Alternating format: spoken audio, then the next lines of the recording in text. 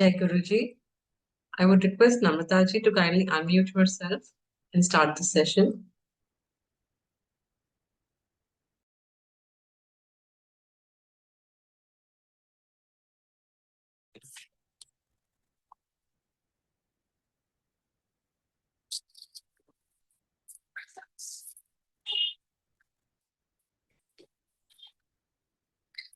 जय गुरु जी।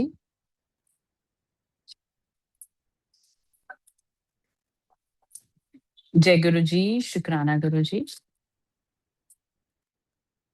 शुक्राना गुरु जी महाराज। अनंतम अनंतम शुक्राना। गुरु जी के चरणों में कोटि कोटि प्रणाम।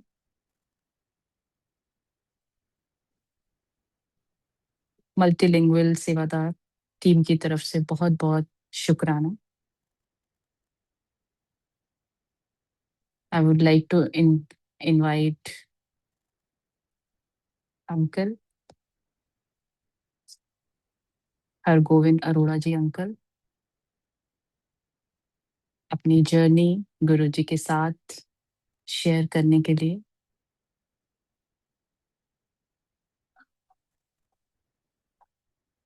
अंकल जी अनम्यूट करेंगे।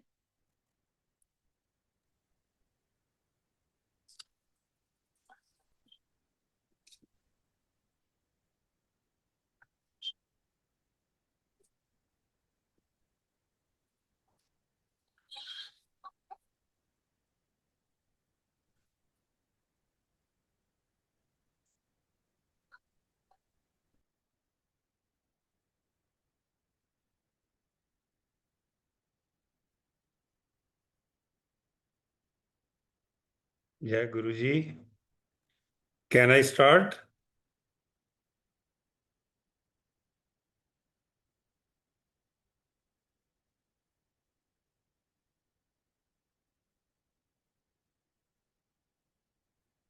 Yes, Uncle, you Jai, can start, please. You can start with satsang. Jai Guruji. गुरु जी को प्रणाम। गुरु जी को कोटि कोटि प्रणाम।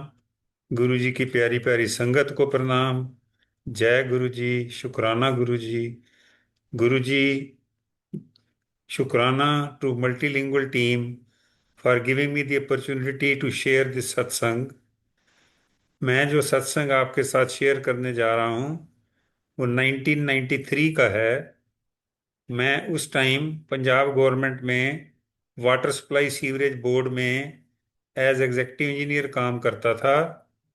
और हमारे जो ऑफिस थे वो सारे ही स्टेट में थे। पंजाब के सब शहरों का वाटर सप्लाई का काम देखते थे हम। तो एक दिन मेरे बॉस एमडी ने मुझे बोला कि आप जलंधर जाओ, जलंधर से कुछ इन्फॉर्मेशन कलेक्ट करनी है और जो वहाँ के लोकल ऑफिसर्स हैं उनको नहीं समझ आ रही और आपका एक्सपीरियंस थोड़ा ज़्यादा है। तो उन्होंने मुझे कहा कि आप जाके उनको असिस्ट करके वो इन्फॉर्मेशन लेके आओ। तो मैंने ये प्लान किया भी इन्फॉर्मेशन जो लेनी है किसी छुट्टी वाले दिन जाएंगे वहाँ, ताकि जो पब्लिक डीलिंग है वो ना हो और लोकल ऑफिसर्स के साथ मिलके वो इन्फॉर्मेशन हम कलेक्ट कर सकें। तो जैसे मेरा जाने का प्रोग्राम बना, क्योंकि मेरा टूर था, तो टूर में सरकारी गाड़ी मिलती है, ड्राइवर मिलता है। तो मेरे डिपार्टमेंट के दो कुलीग्स, एक मिस्टर किशोरी लाल झाम और एक संजीव कुमार, वो दोनों मेरे पास आए, कहते हैं हमें भी जलंधर में कुछ काम है, अगर आपके पास कार में जगह हो तो हम चलें। तो मैंने बड़ी खुशी से कहा भाई चलो, मैं तो अकेला जा रहा हूँ। तो जलंधर चंडीगढ़ से तकरीबन 150 किलोमीटर दूर है, तकरीबन 2.5 घंटे का रास्ता है। तो हमने ऐसे प्लान किया भाई मॉर्निंग 8:30 निकलेंगे और 11 बजे के करीब जलंधर पहुंच जाएंगे। सैटरडे वाले दिन हमने प्लान किया और जैसे गए वहाँ हम जलंधर पहुंचे, 11 बजे के करीब पहुंचे। मुझे ये नहीं पता था कि मिस्टर झाम और मिस्टर संजीव अपने किसी रिश्तेदार से मिलने जा रहे हैं या किसी दोस्त से मिलने जा रहे हैं या उनको कोई काम है, और मैंने पूछा भी नहीं। तो जब हम जलंधर पहुंचे तो उन्होंने मुझे ये कहा कि हमें डिफेंस कॉलोनी 300 नंबर में जाना है। और उन्होंने मुझे और कुछ नहीं बताया, ना मैंने पूछा। तो मैंने उनको जाके वहां पर 300 डिफेंस कॉलोनी के बाहर उतार दिया, और उनको मैंने कहा कि मैं अपने ऑफिस जा रहा हूँ और मेरे को तकरीबन 2-2.5 घंटे लगेंगे, तो मैं 1-1:30 बजे तक आ जाऊंगा। देन विल गो बैक, और रास्ते में अपना लंच भी कर लेंगे हम। उसके बाद मैं अपने ऑफिस चला गया, और ऑफिस में जाके जब काम शुरू किया तो काम थोड़ा लंबा हो गया। मतलब इतना लंबा हो गया कि लंच टाइम तक भी हमारा काम खत्म नहीं हुआ था। तो फिर लोकल जो ऑफिसर्स ने, उन्होंने कहा लंच ब्रेक करते हैं, उसके बाद काम कंटिन्यू करेंगे। तो हमने अपना लंच ब्रेक किया, उसके बाद काम शुरू किया। तो जो मेरा काम खत्म हुआ तकरीबन वो उस टाइम 6:45 बजे होंगे, या 6:50 हुए होंगे, उस यही टाइम था तकरीबन। तो वहां से सीधा जो है मैं अपना ऑफिस से सीधा वहां गया जहां उनको छोड़ा था, अपने कुलीग्स को। और जो 300 डिफेंस कॉलोनी जगह है वो, मतलब ऐसे लगता है जैसे किसी का घर होगा, क्योंकि उस आसपास भी और घर थे। तो मैंने ड्राइवर को भेजा, जाके उनको बुला के लिया दोनों को। ड्राइवर मेरे पास वापस आ गया, कहता है जी एक्चुअली आप अंदर चलो, आपको बुला रहे हैं अंदर। मैंने फिर ड्राइवर को कह दिया, मैंने कहा देखो लेट हो गए ऑलरेडी, उनको कहो आ जाएं, अंदर जाएंगे तो नहीं जाना, लेट हो जाएंगे। और उस टाइम ये भी होता था कि कोई मोबाइल वगैरह नहीं होते थे, तो हम मुझे मतलब फैमिली को भी इन्फॉर्म नहीं कर सकता था। थोड़ी देर में संजीव वापस आ गया, कहता जी प्लीज थोड़ी देर के लिए आ जाओ। उसको मैंने थोड़ा मना भी किया, और थोड़ा सा इरिटेट भी हो गया, तुम समझ नहीं रहे हो भाई, अब जाएंगे, अंदर जाऊंगा तो फिर चाय वगैरह का आधा घंटा लग जाएगा, तो प्लीज रहने देते हैं। वो कहता नहीं जी आप प्लीज आ जाओ। अच्छा, उसने 1-2 बार कहा तो मैंने कहा ठीक है। मैं जैसे ही अंदर गया, गेट खोला, तो वहां मैंने देखा लोगों ने अपने जूते उतारे, चप्पलें उतारी हुई थी, और मैंने भी उतार दिए। नॉर्मली नॉर्थ इंडिया में, दिल्ली में हम शूज वगैरह के साथ ही अंदर जाते हैं, पर मुझे लगा भी काफी लोग आए हुए हैं, तो मैंने भी शूज उतारे, वॉश बेसिन से हाथ धोए। हाथ धो के जैसे मेन डोर से एंटर किया, तो मुझे लगा ये संजीव के दोस्त का, या मिस्टर झाम के दोस्त का, या रिश्तेदार का, जिसका भी घर है, इस घर में पॉजिटिविटी बहुत है। ऐसे पॉजिटिव वाइब्स आ रही थी, ऐसे लग रहा था बड़े डिफरेंट, मतलब उसकी वाइब्स हैं उसकी, बहुत अच्छा लग रहा था, बहुत पॉजिटिविटी आ रही थी। थोड़ा सा मैं आगे गया तो ड्राइंग रूम, लेफ्ट साइड पे ड्राइंग रूम की एंट्रेंस थी, और एंट्रेंस पे डोर नहीं था। बस जैसे ही मैं डोर पे वहां खड़ा हुआ एंट्रेंस पे, तो सामने ना गुरुजी बैठे थे। तो गुरुजी अपने आसन पे विराजमान थे, और मुझे देखते ही गुरुजी ने कहा, देख ਚਾਮ ਅੰਕਲ ਤੈਨੂੰ ਕਿਹਾ ਸੀ ਨਾ ਤੇਰਾ ਹਰਗੋਬਿੰਦ ਅਰੋੜਾ 7 ਵਜੇ ਆਏਗਾ, ਤੇ ਮਲਾਲਾ ਘੜੀ देख 7 बजे ने। तो एग्जैक्टली उस टाइम 7 बजे थे।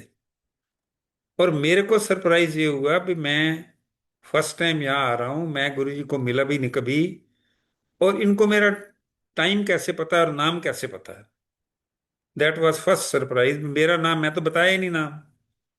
सेकंड थॉट आई, छोड़ो परा, मैं जाके ना गुरुजी के पैर छुए। और अंदर जब मैं गया तो तकरीबन 30-35 संगत थी, और जो शब्द चल रहा था, उस टाइम शब्द चलते होते उस पे, मतलब एलपी और ईपी रिकॉर्ड से चलते थे, और शब्द चल रहा था, मेरा वाले साइयां रखी चरना देखो। इतनी उस जगह की ट्रंक्विलिटी थी, इतना अच्छा लगा मुझे वहां जाके कि मैं वर्ड्स में बयान नहीं कर सकता। मुझे ऐसे लगा जैसे मैं, जैसे सुनते हैं ना भी परियों का देश होता है या स्वर्ग है, मतलब एक बिल्कुल डिफरेंट जगह पे मैं आ गया हूँ। ऐसी जगह पे जो जो मैं बाहर वर्ल्ड है और जो यहाँ आया हूँ, ये दो बहुत अलग अलग चीजें हैं। इतनी वहां पर पीस थी, इतनी सुलेस थी, इतनी शांति थी, इतनी पॉजिटिविटी थी कि उसको अगर अगर मैं डिस्क्राइब करना चाहूँ वर्ड्स में, तो I can write few pages on this only. इतना अच्छा लगा मुझे। मैं गया गुरुजी के, जब पैर छुए तो मैं जाके बैठ गया। तो गुरुजी ने मेरे से ना बातें शुरू की। गुरुजी ने पहले मेरी फैमिली के बारे में पूछा, फिर गुरुजी ने जॉब के बारे में पूछा, और ऐसे लग रहा था भी जैसे, मतलब गुरुजी को सब पता है, वो पूछ रहे हैं मेरे से, उनकी स्माइल से, उनकी चेहरे से लगता था मुझे उनको पता है। और वो सरप्राइज बहुत था मेरे को। तो फिर जैसे हम गुरुओं के पास जाते हैं तो मुझे लगा भाई गुरु जी प्रवचन करेंगे, और इसलिए उन्होंने मुझे कहा कि आप थोड़ी देर के लिए आ जाओ। तो मेरे को ये लगा भी प्रवचन जो सुनना है वो तो ठीक है, अच्छी बात है बहुत, कोई बात नहीं, थोड़ा मैं लेट भी हो जाऊंगा तो कोई बात नहीं, प्रवचन सुन के जाऊंगा। थोड़ी देर में क्या हुआ, वो जो एलपी रिकॉर्ड चल रहा था वो पूरा हो गया, तो गुरुजी ने किसी संगत को कहा भी यो शब्द दोबारा लाओ। यहां मैं बताना चाहता हूँ, गुरुजी जो पंजाबी बोलते थे, बड़ी ठेठ पंजाबी बोलते थे, गांव वाली पंजाबी जिसे कहते हैं, उसको समझने के लिए भी थोड़ा बहुत अटेंटिव रहना पड़ता था, और गुरुजी की जो स्पीड थी ना बोलने की, वो भी तेज थी। तो बहुत आपको अटेंटिव रहना पड़ता है, तब आपको समझ आती है। तो वो शब्द दोबारा चल गया। तो एकदम बैठे मेरे दिमाग में आया भी ये प्रवचन का जो टाइम है ना, वो अभी टाइम नहीं है, हो सकता है अभी टाइम हो, जब टाइम होगा तभी तो करेंगे ना, क्योंकि लगातार प्रवचन नहीं हो सकता, इतनी मुझे समझ आ गई। इतने में क्या हुआ, गुरु जी उठ के चले गए बाहर। तो मेरे को फिर होप होगी भी अब अगर गुरु जी आएंगे तो टाइम भी ऐसा है कि जैसे इवनिंग सेशन कहते हैं ना हम, भी एक प्रवचन करेंगे गुरु जी।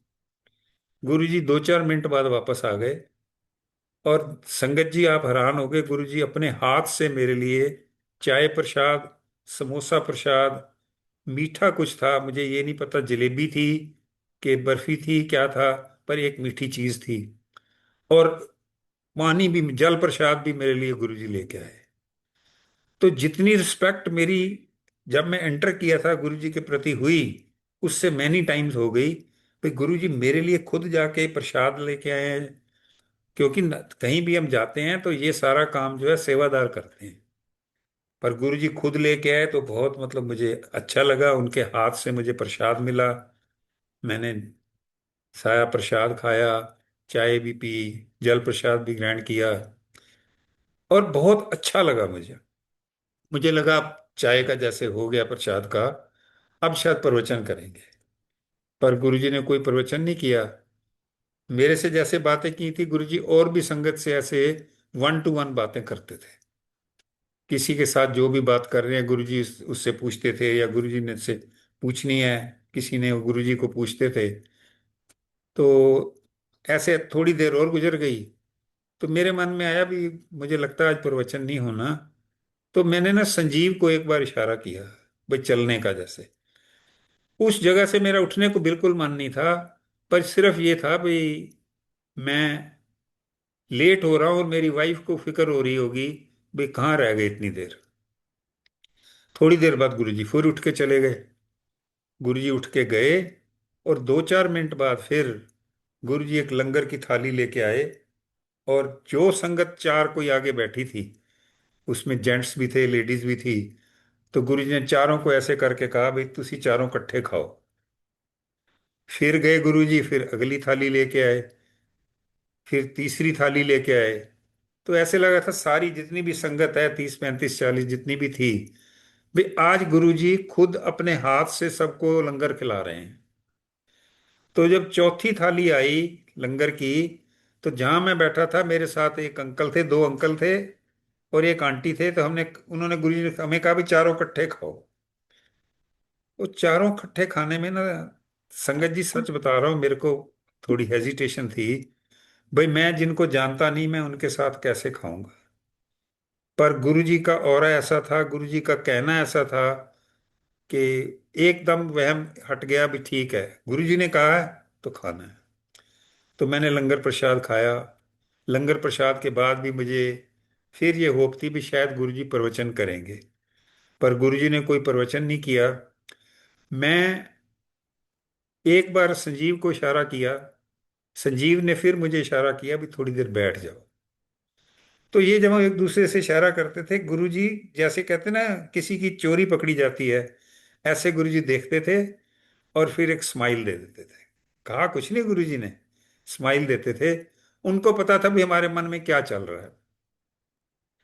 थोड़ी देर बाद जब और कुछ प्रवचन वगैरह नहीं हुआ, तो संजीव उठा और उसने गुरुजी से आज्ञा ली, और मैंने भी आज्ञा ले ली, और हम आ गए।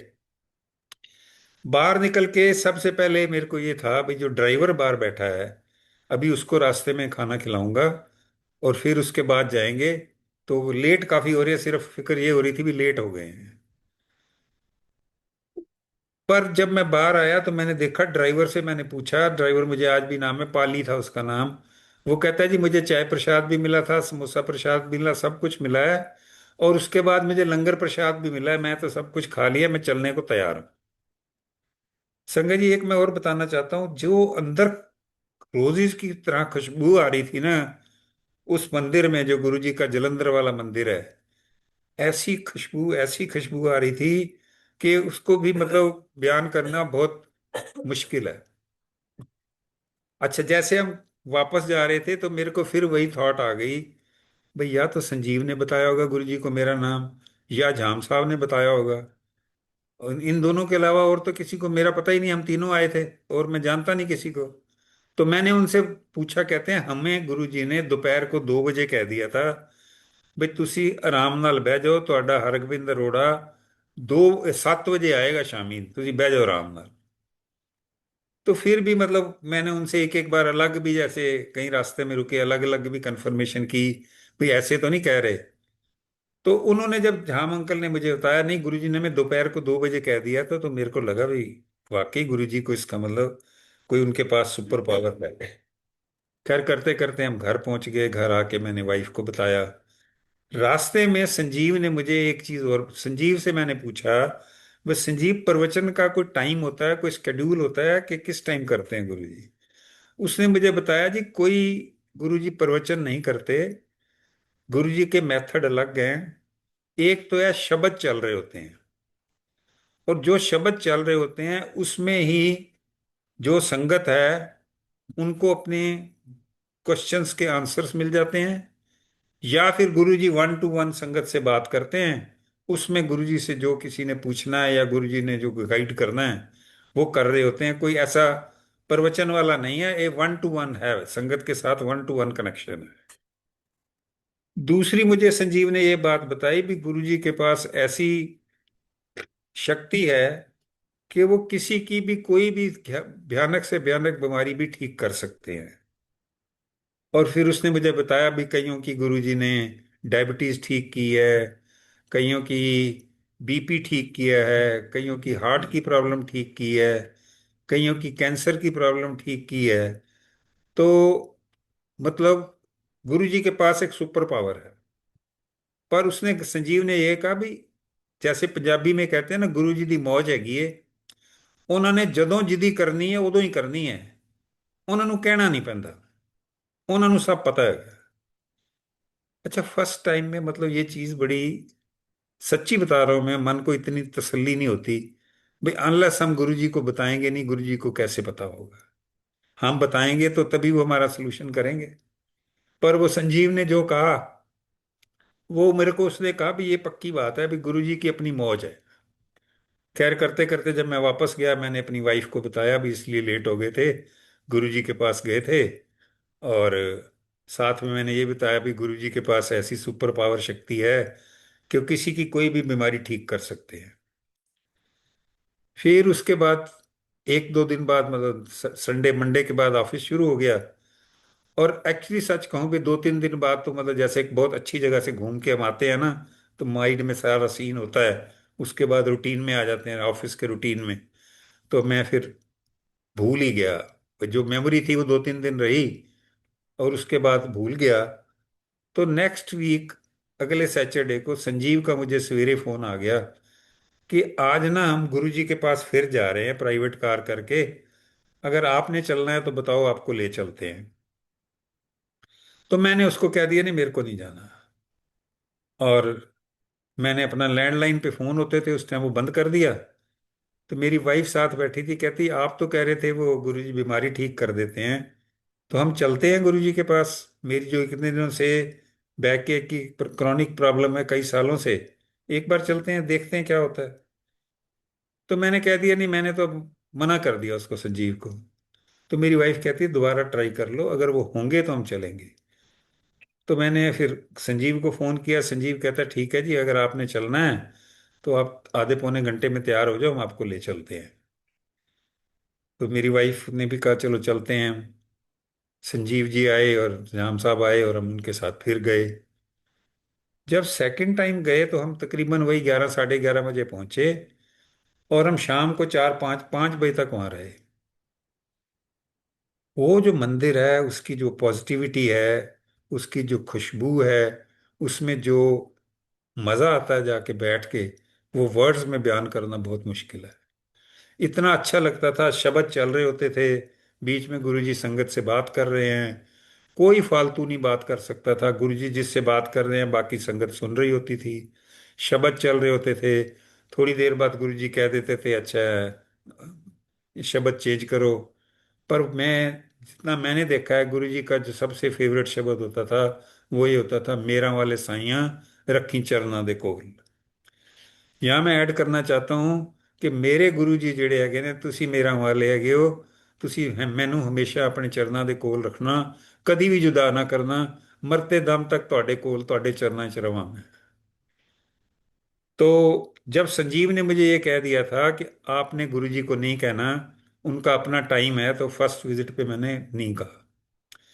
सेकंड विजिट पे गए तो फिर कुछ चीज़ें जैसे अच्छी लगने लग गई, कुछ पता लगने लग गई भी, जैसे गुरुजी सबको, मतलब मतलब लेडीज को और गर्ल्स को सबको आंटी कहते थे, बच्चों लड़कों को और उनको आदमियों को सबको अंकल कहते थे। और बीच बीच में ऐसे होता था, गुरुजी किसी आंटी को कह देते थे, जैसे सत्संग हो रहा है, बीच में 6 7 घंटे लगातार नहीं होता था सत्संग। सत्संग हुआ, उसके बाद चाय प्रसाद हुआ, लंगर प्रसाद हुआ, बीच में ऐसा इंटरवल होता था जिसमें जब वो कह देते थे, अच्छा आंटी तू ना गाना सुना, किसी अंकल आंटी को कह देते थे तू चुटकुला सुना। और ये सब जब चीजें होती थी, मतलब एक किस्म के थोड़ा सा बीच में हम रिलैक्स हो जाते थे। जैसे पता लगा भाई गुरु जी है ना, सबको मतलब टेंस नहीं एटमॉस्फेयर रखते थे, बीच में थोड़ा क्लीन, मतलब बीच में जैसे थोड़ा रिलैक्स भी करवा देते थे। और ऐसे सेकंड वीक गया मैं, थर्ड वीक गया। थर्ड वीक के बाद जब फिर फोर्थ वीक जाना था, तो मैं सोचा था भाई आज ना मैं गुरुजी से बात कर लूंगा, भाई इसलिए आ रहे हैं। एक्चुअली जाके बहुत अच्छा लगता था। जैसे गुरुजी, जैसे कोई मान लो पीडब्ल्यूडी वाले आ गए, तो गुरुजी कह देते आगे पेंटा वाले डकैत। अगर कोई सीपीडब्ल्यूडी वाले आ गए तो कहते थे चिट्टियां पेंटा वाले डकैत आ गए। ऐसे ही कोई आईएएस आ गए तो उनको कहते थे आई एम सॉरी सर्विस आ गए। या उनको कहते थे आई एम सॉरी सर्विस, या एक और भी आईएएस उनको नाम रखा था आई एम सॉरी, और पता नहीं मुझे इस टाइम नहीं याद आ रहा, दो उनके वो रखे हुए थे, आई एम सॉरी। और ऐसे सबके पुलिस वालों के रखे हुए थे उन्होंने, एक्साइज वालों के रखे हुए थे, सबके अलग अलग रखे हुए थे, जस्ट मतलब ऐसे थोड़ा सा, जिसमें बीच में थोड़ा जैसे माहौल लाइट करना होता है ना।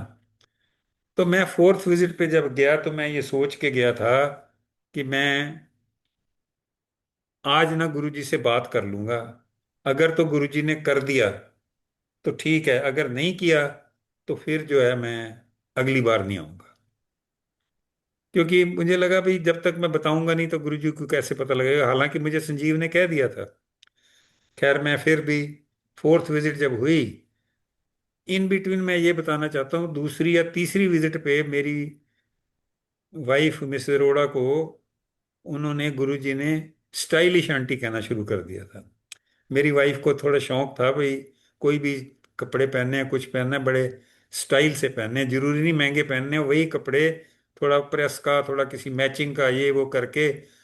गुरुजी ने मतलब उनको देखा होगा कुछ, तभी उन्होंने कहा भी स्टाइलिश आंटी करते थे। तो फोर्थ विजिट पे जब मैं गया था, फोर्थ टाइम, फोर्थ वीक, तो मैं सोच गया था भी आज गुरुजी से बात करूंगा। तो चाय प्रसाद हुआ, लंगर प्रसाद हुआ। जैसे ही लंगर प्रसाद खत्म हुआ तो गुरुजी उठे और उन्होंने मेरी वाइफ को इशारा किया, स्टाइलिश आंटी आ जा। तो मेरी वाइफ बड़ी खुश हो गई, क्योंकि गुरुजी ने अपने आप कहा है, तो अंडरस्टूड था ये कि भी गुरुजी की आज ब्लेसिंग मिलने वाली है, और गुरुजी मेरी मेरी वाइफ का जो है ठीक कर देंगे। तो वो बड़ी खुश होके गुरुजी के पीछे पीछे जाने लगी। मैं वहीं बैठा था दरबार में, तो मेरे मन में ये भी आया कि मेरे को भी गुरुजी के साथ, जहां भी मेरी वाइफ को लेके जा रहे हैं, मेरे को साथ जाना चाहिए। पर वो मैं कह नहीं सकता था ये बात, कुछ गुरु जी का और ऐसा था, मैं कुछ नहीं कह सकता। गुरु जी थोड़ा आगे गए और वापस आ गए। मुझे पता है क्या कहते हैं गुरु जी? रोड़ा अंकल, मैनू पता तू की सोची जाना, तेरी वाइफ ਨੂੰ मैं कुछ नहीं कहता। मैं संगत जी, इतनी मेरे को शर्म आई उस बात पे, गुरु जी ने ऐसे कहा। मतलब मुझे लगा भी मैं, मतलब बहुत मुझे इस बात की शर्म आई भी मैंने ऐसे सोचा भी क्यों, क्यों कहा। तो मैं कहा गुरु जी नहीं नहीं नहीं। तो गुरु जी ने मुझे फिर डांटा, तेनू क्या आ जा फिर। तो गुरु जी का जो कहना होता था ना, उसमें मतलब ऐसे होता था, उसको कमांड भी होता था उसमें, उसमें प्यार भी होता था, उसमें अथॉरिटी भी होती थी, उसमें सब कुछ था। भाई गुरु जी ने जो कहा है उसको मना नहीं कर सकते थे, ऐसा उनका वो था। फिर मैं भी पीछे पीछे जा रहा था, तो जिन्होंने जलंधर मंदिर देखा होगा, दरबार जहाँ लगता है ड्राइंग रूम समझ लो, लिविंग रूम में उसके साथ दो कमरे और साइड पे हैं। एक तो गुरु जी का मेडिटेशन रूम है जहाँ गुरु जी प्रेयर करते हैं। एक छोटा रूम और है जहाँ पर गुरु जी शायद जिसकी कोई बीमारी ठीक करनी हो उसके, वो उस रूम में होता है। तो उस रूम में गुरुजी लेके गए हमें, जहाँ बीमारी ठीक करने वाला रूम कह लो, मेडिकल कह लो। तो वहाँ एक दीवान बिछा हुआ था, मेरी वाइफ को उन्होंने कहा तू इत्थे पुट्ठी लेट जा। तो मेरी वाइफ वहाँ लेट गई, और सामने एक सेट्टी थी, सेट्टी पे दो सीटें होती हैं। तो एक सीट पे गुरुजी बैठे सेट्टी की, और मैं जाके नीचे बैठा। क्योंकि गुरुजी का ऑरा ऐसा था, उनकी वो इतना वो तेज था उनके चेहरे में, उनकी पर्सनैलिटी में, कि उनके लेवल पे बैठना जो है ना, मेरे को नहीं ठीक लगा। टू पे रिस्पेक्ट टू हिम, मैं फिर जाके नीचे बैठा।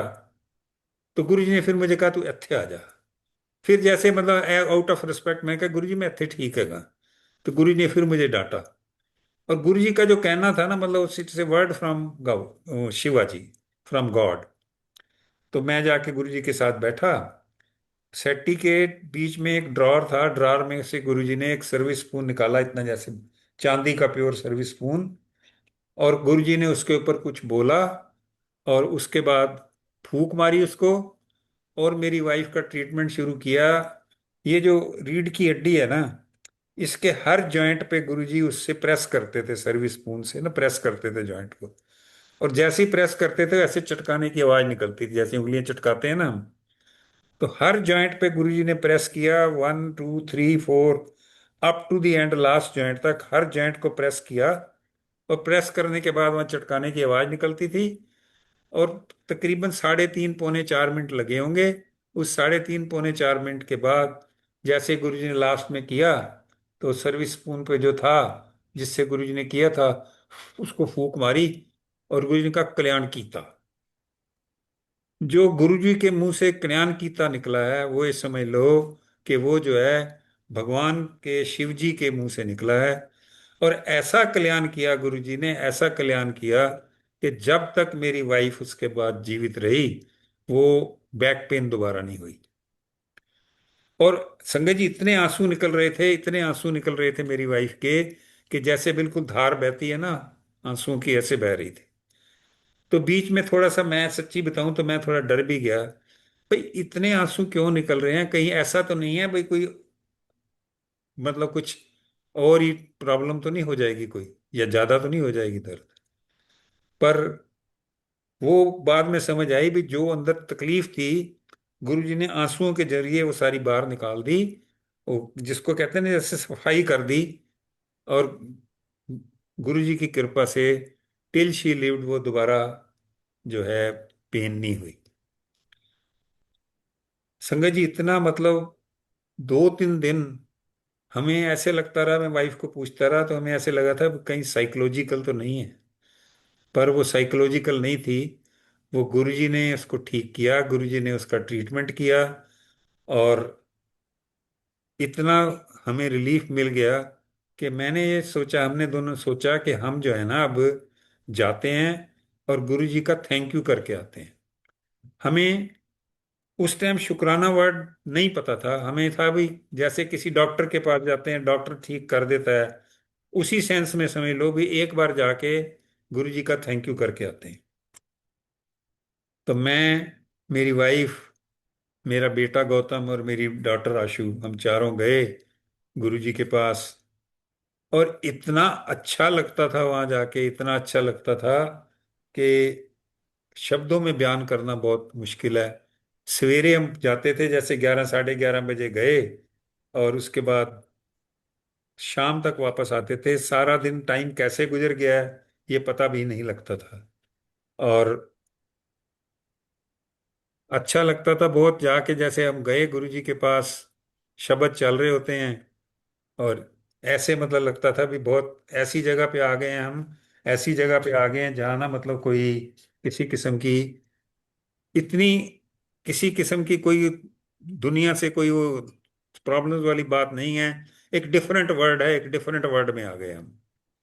तो जैसे डिफरेंट वर्ल्ड में कोई आ जाता है, हम आ गए, और बहुत अच्छा लगता था।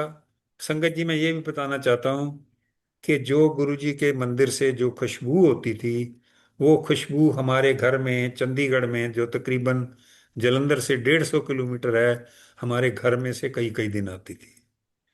हमें कई बार ऐसे लगता था हमें साइकोलॉजिकल है। तो एक दिन हमने, हमारे पड़ोस में कोई मिस्टर ग्रोवर फैमिली रहती थी, उनको हमने बुलाया जस्ट टू चेक कि हमें साइकोलॉजिकल लग रहा है या एक्चुअल है। तो जैसे ही वो आए, Grover family, Mrs Grover and Grover साहब, कहते हैं ਤੁਹਾਡੇ कमरे 'ਚ खुशबू बड़ी आ रही है, बड़े गुलाब रखे हुए हैं। और वहां कोई गुलाब नहीं था। ये गुरु जी की भेजी हुई खुशबू थी, जो हमारे घर में कई कई दिन आती रहती थी। आप इमेजिन करो, जलंधर कहाँ, 150 किलोमीटर चंडीगढ़, और वो गुरु जी ने साथ भेजी जो है, वो हमारे घर में आ रही है। तो हम जैसे गए तो एक बार थे गुरु जी के पास, भाई गुरु जी का थैंक यू करके आते हैं। पर हमें जाना इतना अच्छा लगा कि हमारी एक हर सैटरडे संडे को इच्छा करती थी भी जाएं गुरु जी के पास। अच्छा, कई बारी बच्चों को छोड़ जाते थे, कई बारी नहीं लेके मतलब ले जाते थे साथ। तो हमारी ऐसे रूटीन बन गई, हम सैटरडे या संडे वाले दिन एक दिन गुरु जी के पास जाना ही जाना है। हमें बहुत अच्छा लगने लग गया।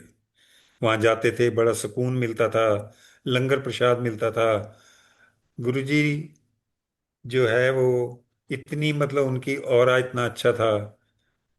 जैसे हम जाते थे, जैसे तो कई जैसे डाउट्स होते हैं ना, तो कई जैसे गुरु जी ने मान लो किसी को, आंटी को कह दिया भी आ तू मेरे पैर दबा, तो दूसरी संगत जो बैठी होती थी उनको लगता था भी गुरु जी की इसके ऊपर खास ब्लेसिंग है, तभी इसको कहा है पैर दबाने के लिए।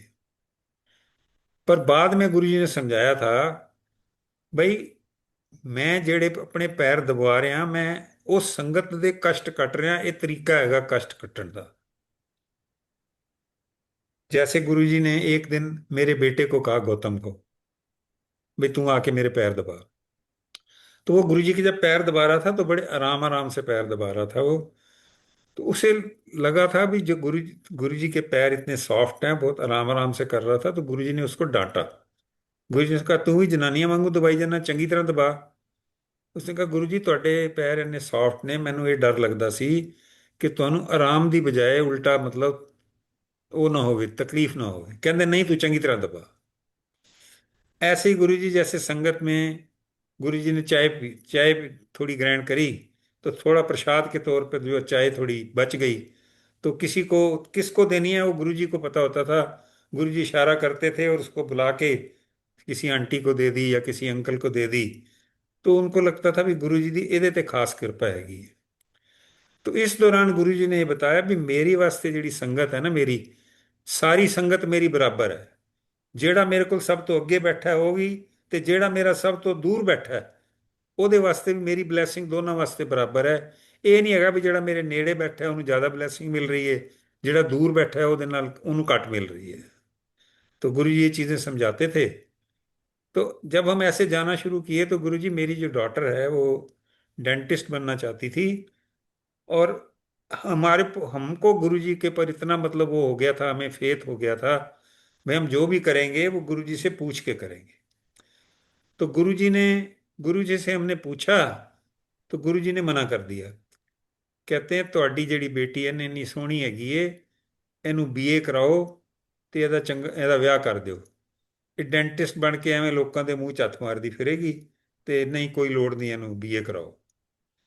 अच्छा संगत जी, जो बच्चा होता है ना 17-18 साल का, जिसके मन में ये होता है भी मेरे को डेंटिस्ट बनना है, और मेरे पेरेंट्स ने मेरे को हाँ भी की हुई और भेजने को भी तैयार हैं, तो गुरुजी ने मना कर दिया तो हमने कह दिया हम नहीं भेजेंगे। तो उसको ये लगा भी मेरे माँ बाप पता नहीं ये गुरुओं के चक्कर में क्यों पड़ गए हैं। अच्छी भली मेरी सारी बात हुई थी, सब कुछ था, मैंने तैयारी भी की थी, पर गुरुजी ने मना कर दिया तो भेज नहीं रहे। तो वो जब जाती थी गुरुजी के पास तो एक कोने में बैठ के ना रोती रहती थी, कभी आंसू निकल रहे हैं, कभी वैसे उदास सी बैठी है। ऐसे 3-4 हफ्ते के बाद एक दिन गुरुजी ने उसको बुलाया और उसको कहा तुम जरूर डेंटिस्ट बनना है। तो जैसे बुलाया तो उसके मन में आगे भी शायद गुरुजी अब हाँ करने ही वाले हैं। तो उसने कहा गुरुजी मैनू भेज दो। तो गुरुजी ने मुझे बुलाया, कहते हैं चलो इन्हू भेज दो। और गुरुजी की ब्लेसिंग से वो आज डेंटिस्ट है। और ये देखो गुरुजी ने उसको कहाँ भेजा, उसको पटना भेजा जहाँ मेरी सिस्टर रहती है। तो ये भी मतलब एक गुरुजी की कृपा है भाई, चलो बच्चा है तो बुआ के पास पहुंच जाएगी, तो मतलब कोई वो नहीं रहता, सेफ्टी भी होती थी। ये मैं जो बात बता रहा हूँ मैं आपको बता रहा हूँ 95 की। 95 में और आज की दुनिया में बहुत फर्क है। उस टाइम एक तो इतना खास करके मतलब लड़कियों को भेजने के लिए अगर पेरेंट्स राजी राजी हो जाते थे तो ग्रैंड पेरेंट्स कई बार नहीं मानते होते थे। पर गुरुजी ने जब कह दिया तो कृपा है गुरुजी की, जो डेंटिस्ट बन गई। आस्ते आस्ते क्या होता था जब जाते थे हम वहाँ, तो संगत ना थोड़ी थोड़ी बढ़नी शुरू हो गई थी। संगत जी आपकी इंफॉर्मेशन के लिए मैं बताता हूँ, जलंधर में एक जलंधर कैंटोनमेंट एरिया है जहाँ पर आर्मी के काफ़ी जो आर्मी ऑफिसर्स और जो आर्मी का लोग हैं, और वो गुरुजी के पास आते थे और गुरुजी ने वहाँ बहुत ब्लेस किया है, बहुत लोगों की बीमारियां ठीक की हैं। और चंडीगढ़ में भी एक चंडी मंदिर कैंट है, वहाँ भी आर्मी का कंटोनमेंट है। तो आर्मी वालों की आपस में जब बात होती थी तो चंडीगढ़ चंडी मंदिर कैंट में भी आर्मी ऑफिसर्स को पता लग गया भाई कोई जलंधर में गुरुजी हैं, उन्होंने बहुत लोगों की बीमारियां ठीक की हैं। तो फिर चंडीगढ़ से भी संगत जो है आस्ते आस्ते आनी शुरू हो गई। तो जैसे संगत बढ़नी शुरू हो गई तो गुरुजी मुझे कह देते थे तेनू और कोई काम नहीं हैगा, हर वेले मुंह चक के आ जाना तू। मैं हाथ जोड़ देता था गुरुजी को। तो गुरुजी को एक बार ऐसे हुआ, 2 बार ऐसे हुआ, 3 बार ऐसे हुआ। तो चौथी बार जब गुरुजी ने मुझे कहा तो मैंने गुरुजी को हाथ जोड़ के कहा गुरुजी मेरा ना इत्थे जलंधर दफ्तर हैगा, मेरी बदली करा दो इत्थों चंडीगढ़ तो जलंधर बदली करा दो। मैंने कहा, गुरुजी ने कोई जवाब नहीं दिया। संगत जी आप विश्वास करो ये बात हुई है शुक्रवार को। मैं वापस चला गया, सैटरडे संडे छुट्टी थी, मंडे को मैंने किसी से बात नहीं की। सोमवार सुबह मेरे को ट्रांसफर ऑर्डर मिले हैं भी आपने कल जाके जलंधर ज्वाइन करना है, जब जलंधर वाले ऑफिस में ज्वाइन करना। तो गुरुजी की मेर मतलब मेर देखो, उनकी मेर देखो कि उन्होंने, मैंने एक बार कहा और गुरुजी ने मेरी वहाँ बदली कर दी। गुरुजी ने कराई बदली क्योंकि मैं तो किसी को कहा भी नहीं। और संगत जी जहाँ मेरा ऑफिस है और जो गुरुजी का मंदिर है जलंधर में, defence colony 300 number defence colony, वो तकरीबन 1.5 पौने 2 किलोमीटर का फासला है। तो फिर तो मुझे लगा भी मैं रोज मतलब पहुंच सकता हूँ गुरुजी के पास। और फिर मेरी रूटीन थी भी शाम को गुरुजी के पास जाना ही जाना है। संगत जी इन बिटवीन क्या हुआ, चंडी मंदिर की बहुत सारी संगत जो है वो आती थी जलंधर। तो एक लेफ्टिनेंट मेजर जनरल आहूजा थे, उन्होंने कहा गुरुजी को कि गुरुजी ਤੁਸੀਂ ना साडे चंडीगढ़ भी कदी चरण पाओ। तो गुरुजी ने कहा ठीक है मैं आवांगा, दसांगा मैं। और फिर गुरुजी वहां से जलंधर से चंडीगढ़ आते थे कभी कभी, और कभी 1 या 2 दिन वहाँ जनरल आहूजा के पास स्टे भी करते थे। तो उससे ये हो गया भी जो चंडी मंदिर कैंट की जो संगत थी वो भी गुरुजी के पास आती थी, गुरुजी से ब्लेसिंग्स लेने, गुरुजी से अपनी जो भी प्रॉब्लम्स हैं उनका सलूशन लेने। और बीमारी भी मैंने आपको बताया गुरुजी ठीक करते हैं, पर वो गुरुजी का टाइमिंग होता था जिस टाइम ठीक करनी है गुरुजी ने। संगत जी, मैं आपको ये बताना चाहता हूँ कि जो मेरे साथ संजीव अंकल गए थे फर्स्ट टाइम, जो मुझे गुरुजी के साथ जिन्होंने जोड़ा, वो और उनका बड़ा ब्रदर, उनके बड़े ब्रदर की कोई शॉप थी ग्रोसरीज की, और वो दोनों और उनकी दोनों वाइफ्स, ये चार लोग संगत का लंगर प्रसाद तैयार करते थे। चाहे गुरुजी एक दिन रहें चाहे 2 दिन रहें, मतलब लं- दोपहर का लंगर प्रसाद, फिर रात का लंगर प्रसाद। और मैंने एक दिन संजीव से पूछा, भाई आप इतना कैसे कर लेते हो, इतना मेहनत करके बनाना भी और पैसा भी खर्च होता है। कहता है, जी हमें पता नहीं है, गुरुजी करवा रहे हैं और हो रहा है, वो करवा अपने आप रहे हैं, हमें गुरुजी की ब्लेसिंग मिल रही है और हम कर रहे हैं। तो ये देखो कितना मतलब वो है, जो फेथ है ना, जिसका फेथ है गुरुजी के ऊपर, वो अनलिमिटेड फेथ है, उसकी कोई लिमिट नहीं है। जैसे गुरुजी ने अपनी जर्नी स्टार्ट की थी डुगरी मंदिर से, डुगरी गांव से गुरुजी रहते थे, उसके बाद वो आए हैं जलंधर, जलंधर के बाद बीच में चंडीगढ़ भी जाते थे, और फिर गुरुजी ने दिल्ली जाना शुरू किया जी के मंदिर। तो जी के मंदिर भी मैं जाता था। जी के मंदिर के बाद गुरुजी ने जो है एक क्या कहते हैं, एम्पायर स्टेट में जो आंटी हैं, उनका मुझे नाम नहीं इस टाइम याद आ रहा, उन्होंने कहा गुरुजी तुसी साडे कोल भी आओ, उत्थे रहो साडे कोल। तो गुरुजी ने फिर जो है अपना जो है वहाँ एम्पायर स्टेट में जाके रहने लग गए। मुझे नाम आएगा मैं भी याद बता दूंगा आपको। तो जब गुरुजी एम्पायर स्टेट गए तो वहाँ संगत जो है ना बहुत और बढ़नी शुरू हो गई। और वहाँ रह के गुरुजी ने प्लान किया था, जो मैं, गुरुजी का बड़ा मंदिर है भाटी माइंस में, छतरपुर में, वो सारी जो प्लानिंग है वो वहाँ रह के सारी की, और सारा जो मंदिर है गुरुजी ने वहाँ बनवाया। और उस जगह पे क्या था, जैसे काम शुरू होता था तो बीच में क्या होता था, जैसे खुदाई से लेबर शुरू करती थी तो उसमें सांप आ जाते थे। तो जो लेबर काम कर रही होती थी वो लेबर जो है वहां से भाग जाती थी। तो फिर जब गुरुजी को बताया भी गुरुजी ये प्रॉब्लम आ रही है, उत्थे जड़ी लेबर हैगी आंदी है चली जाती है। तो फिर गुरुजी एक दिन गए वहाँ, सवेरे सवेरे गए, और गुरुजी ने जब वहाँ चरण डाले, उसके बाद जितना भी वहाँ काम हुआ है, कोई काम में मतलब कोई अड़चन नहीं आई, कोई प्रॉब्लम नहीं आई। और मंदिर का जो आलीशान मंदिर जो बना हुआ है, गुरु जी कहते थे भी सारे दर्शन ਜਿਹੜੇ ਹੈਗੇ ਨੇ, ਸਾਰੇ ਭਗਵਾਨਾਂ ਦੇ ਦਰਸ਼ਨ, ਸਾਰੇ ਤੀਰਥਾਂ ਦੇ ਦਰਸ਼ਨ ਇਸ ਤੀर्थ स्थान पे हैगे ने। गुरु जी जब जलंधर थे तो उसके मैं 2-3 आपको एग्जांपल्स बताना चाहता हूँ। गुरु जी, एक वहाँ ना लड़का आता था, स्कूल से 3 बजे उसको छुट्टी होती थी, 3 सवा 3 बजे आ जाता था, और 2 घंटे वो रोज काम करता था। उस लड़के की जब पैदा हुआ था तो एक उसकी दोनों आंखें ठीक थी, कुछ टाइम बाद उसकी एक आंख से उसको दिखना बंद हो गया था। तो संगत में से किसी ने एक दिन गुरुजी को कह दिया, गुरुजी यदि आंख ठीक कर दो। तो गुरुजी ने उसको डांटा, भी तेनू ज्यादा फिक्र हैगी है, मैनू पता हैगा। तो संगत ने तो अपनी तरफ से कहा भी चलो, वो लड़का नहीं कहता हम कहते हैं, पर गुरुजी को अपना टाइमिंग पता था किस टाइम करना है। तो उस दौरान में मेरे को ना कहीं जलंधर से 5-7 दिन के लिए टूर पे जाना पड़ा। जब मैं वापस आया तो मैंने देखा वो जो लड़का है उसकी आंख ठीक हो गई थी। मतलब अपनी, एक होता है आपने सुना है अभी गुरु जी ने इसकी बीमारी ठीक कर दी, इसकी ये बीमारी ठीक कर दी, एक आपने खुद देखा है गुरु जी ने उसको कल्याण किया है, मेहर की है उसके ऊपर। तो ये बहुत बड़ी बात है, बहुत बड़ी बात है। जैसे अब मैं हर सच, इधर मीडियम 40 कौन।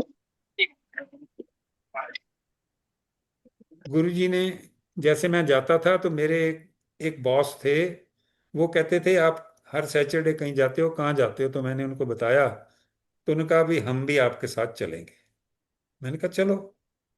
तो जब गुरु जी के मंदिर गए, जैसे ही गुरु जी के उन्होंने माथा टेका, और साथ में साथ कह दिया गुरु जी मेरी ना अगली प्रमोशन ड्यू हैगी, प्रमोशन करा दो। तो गुरु जी हंस पड़े और गुरु जी कहते मैं थे दफ्तर खोलिया। मेरा कहने का मतलब है आप गुरु जी के पास गए हो, तो गुरु जी के पास जब गए हो तो पहले थोड़ी देर बैठो, वहाँ माहौल देखो, बात करो, कि ऐसे लगा आप सिर्फ इसी लालच के लिए आए हो। ठीक है, अपने काम के लिए आपको कहना है, पर pay some respect to the guru and talk after some time. तो गुरु जी ने मतलब एक किस्म का डांट दिया। ऐसे ही भी कोई और संगत आती थी, जैसे सुनते थे, तो जाते ही गुरु जी को क्या करते थे, गुरु जी को माथा टेका और अपनी बीमारी की बात शुरू कर देते थे, गुरु जी मेरी ये प्रॉब्लम है कि मेरी ठीक कर दो। तो गुरु जी कई बार डांट के कह देते मैं अस्पताल खोले थे। तो ऐसे ही था, बस गुरु जी ना, गुरु जी की जो मेन बात थी कि एक सरदार जी आते थे वहाँ। तो गुरु जी ना कई बार माहौल हल्का करने के लिए, लाइट करने के लिए कह देते थे, किसी कुछ भी कह देते थे। तो उनको सरदार जी को कहा, भाई तू शराब पीना है? कहता हाँ जी गुरु जी पीना। तो गुरु जी ने ये कहा भी देख, अगर तू अपनी फैमिली ਦੀਆਂ ਨੀਡਸ ਪੂਰੀਆਂ ਕਰਕੇ ਤੇਰੇ ਕੋਲ ਪੈਸੇ ਬਚਦੇ ਨੇ ਤੇ ਬੇਸ਼ੱਕ ਪੀ, ਪਰ ਫਿਰ ਵੀ ਲਿਮਟ 'ਚ ਪੀ। ਤੇ ਜੇ ਤੂੰ ਆਪਣੀ ਫੈमिली ਦੀਆਂ ਨੀਡਸ ਕੰਪਰੋਮਾਈਜ਼ ਕਰ ਰਿਹਾ ਹੈ ਤੇ ਪੈਸੇ ਸ਼ਰਾਬ ਤੇ ਲਗਾ ਰਿਹਾ ਹੈ ਤੇ ਬਿਲकुल ਨਹੀਂ ਪੀਣੀ। तो सरदार जी ने कह दिया भाई ठीक है जी, मैं घट कर देंगा, मैं मेरी फाइनेंशियल मैनू प्रॉब्लम नहीं हैगी। तो गुरु जी ने कहा अच्छा घट कर दे। उसके बाद संगत जी वो जो सरदार जी थे वो 1.5-2 महीना आए नहीं। 1.5-2 महीने बाद आए तो गुरु जी तो भूलते नहीं है। तो गुरु जी ने फिर पूछा उसको। तो गुरु जी ने पूछा हाँ भाई कटाती? तो सरदार जी ने कहा जी मैं तो बंद करती। तो गुरु जी ने देखा, उसकी तरफ स्माइल दी और फिर डांटा उसको, कहने झूठ बोलता है। तो सरदार जी ने कहा गुरु जी हाँ गलती होगी, मैं झूठ बोलिया है, मैं ਤੁਹਾਡੇ ਅੱਗੇ ਝੂਠ ਬੋਲਿਆ ਹੈ, मैं अगे तो झूठ नहीं बोलांगा, तो मैं ना ਹੁਣ ਘਟਾ ਦਿਆਂਗਾ या बंद कर देंगे। तो वहां से गुरु जी ने कहा मेरे अगे झूठ ਜਿਹੜਾ ਬੋਲਦਾ ਹੈ ਨਾ, ਉਹ ਮੈਨੂੰ ਪਤਾ ਹੁੰਦਾ ਹੈ, ਔਰ ਮੈਨੂੰ ਸਖਤ ਨਫ਼ਰਤ ਹੈਗੀ ਝੂਠ ਤੋਂ। ਝੂਠ ਨਾ ਬੋਲਿਆ ਕਰੋ, ਝੂਠ ਬੋਲਣ ਦੇ ਨਾਲ ਤੁਹਾਡਾ ਬਹੁਤ ਨੁਕਸਾਨ ਹੁੰਦਾ है, ਤੁਹਾਨੂੰ नहीं पता कितना नुकसान हो। बिल्कुल झूठ नहीं बोलना, गुरु जी कहते थे। झूठ बोलने से गुरु जी को बहुत नफरत थी। ऐसे और भी कई चीजें हैं, जैसे गुरु जी की कुछ टीचिंग्स हैं जो मैं आपको आपके साथ शेयर करना चाहता हूँ। भाई गुरु जी कहते थे भी ये चीजें जो है ना वो मत करो। Those teachings of Guru ji I will like to share. Guru ji कहते थे ਜਦੋਂ ਤੁਸੀਂ ਮੇਰੇ ਕੋਲ ਆਉਂਦੇ ਹੋ, ਜਿਸ ਤਰ੍ਹਾਂ ਤੁਸੀਂ ਆਪਣੇ ਬੂਟ ਜਰਾਬਾਂ ਉਤਾਰ ਦਿੰਦੇ ਹੋ, ਇਸ ਤਰ੍ਹਾਂ ਵੀ ਆਪਣਾ ਦਿਮਾਗ ਵੀ ਬਾਹਰ ਰੱਖ ਕੇ ਆਇਆ ਕਰੋ। अपना दिमाग मेरे को आके मेरे दरबार च अपना दिमाग नहीं लाना। इस इसका अगर डीप मीनिंग सोचें तो डीप मीनिंग ये है भी when you have come to me, you are surrender to me, surrender fully, don't be double minded, surrender fully, then you will get the blessings also fully. Guru ji कहते थे जो तुम्हें यहाँ पर लंगर प्रसाद मिलता है, चाहे वो चाय प्रसाद, समोसा प्रसाद, बर्फी प्रसाद है, या फिर लंगर प्रसाद जो मिलता है, लंगर की थाली मिलती है, उसमें मेरी सब ब्लेसिंग्स हैं। वो आपने पूरी खत्म करनी है, पूरी खानी है, उसको छोड़ना नहीं है।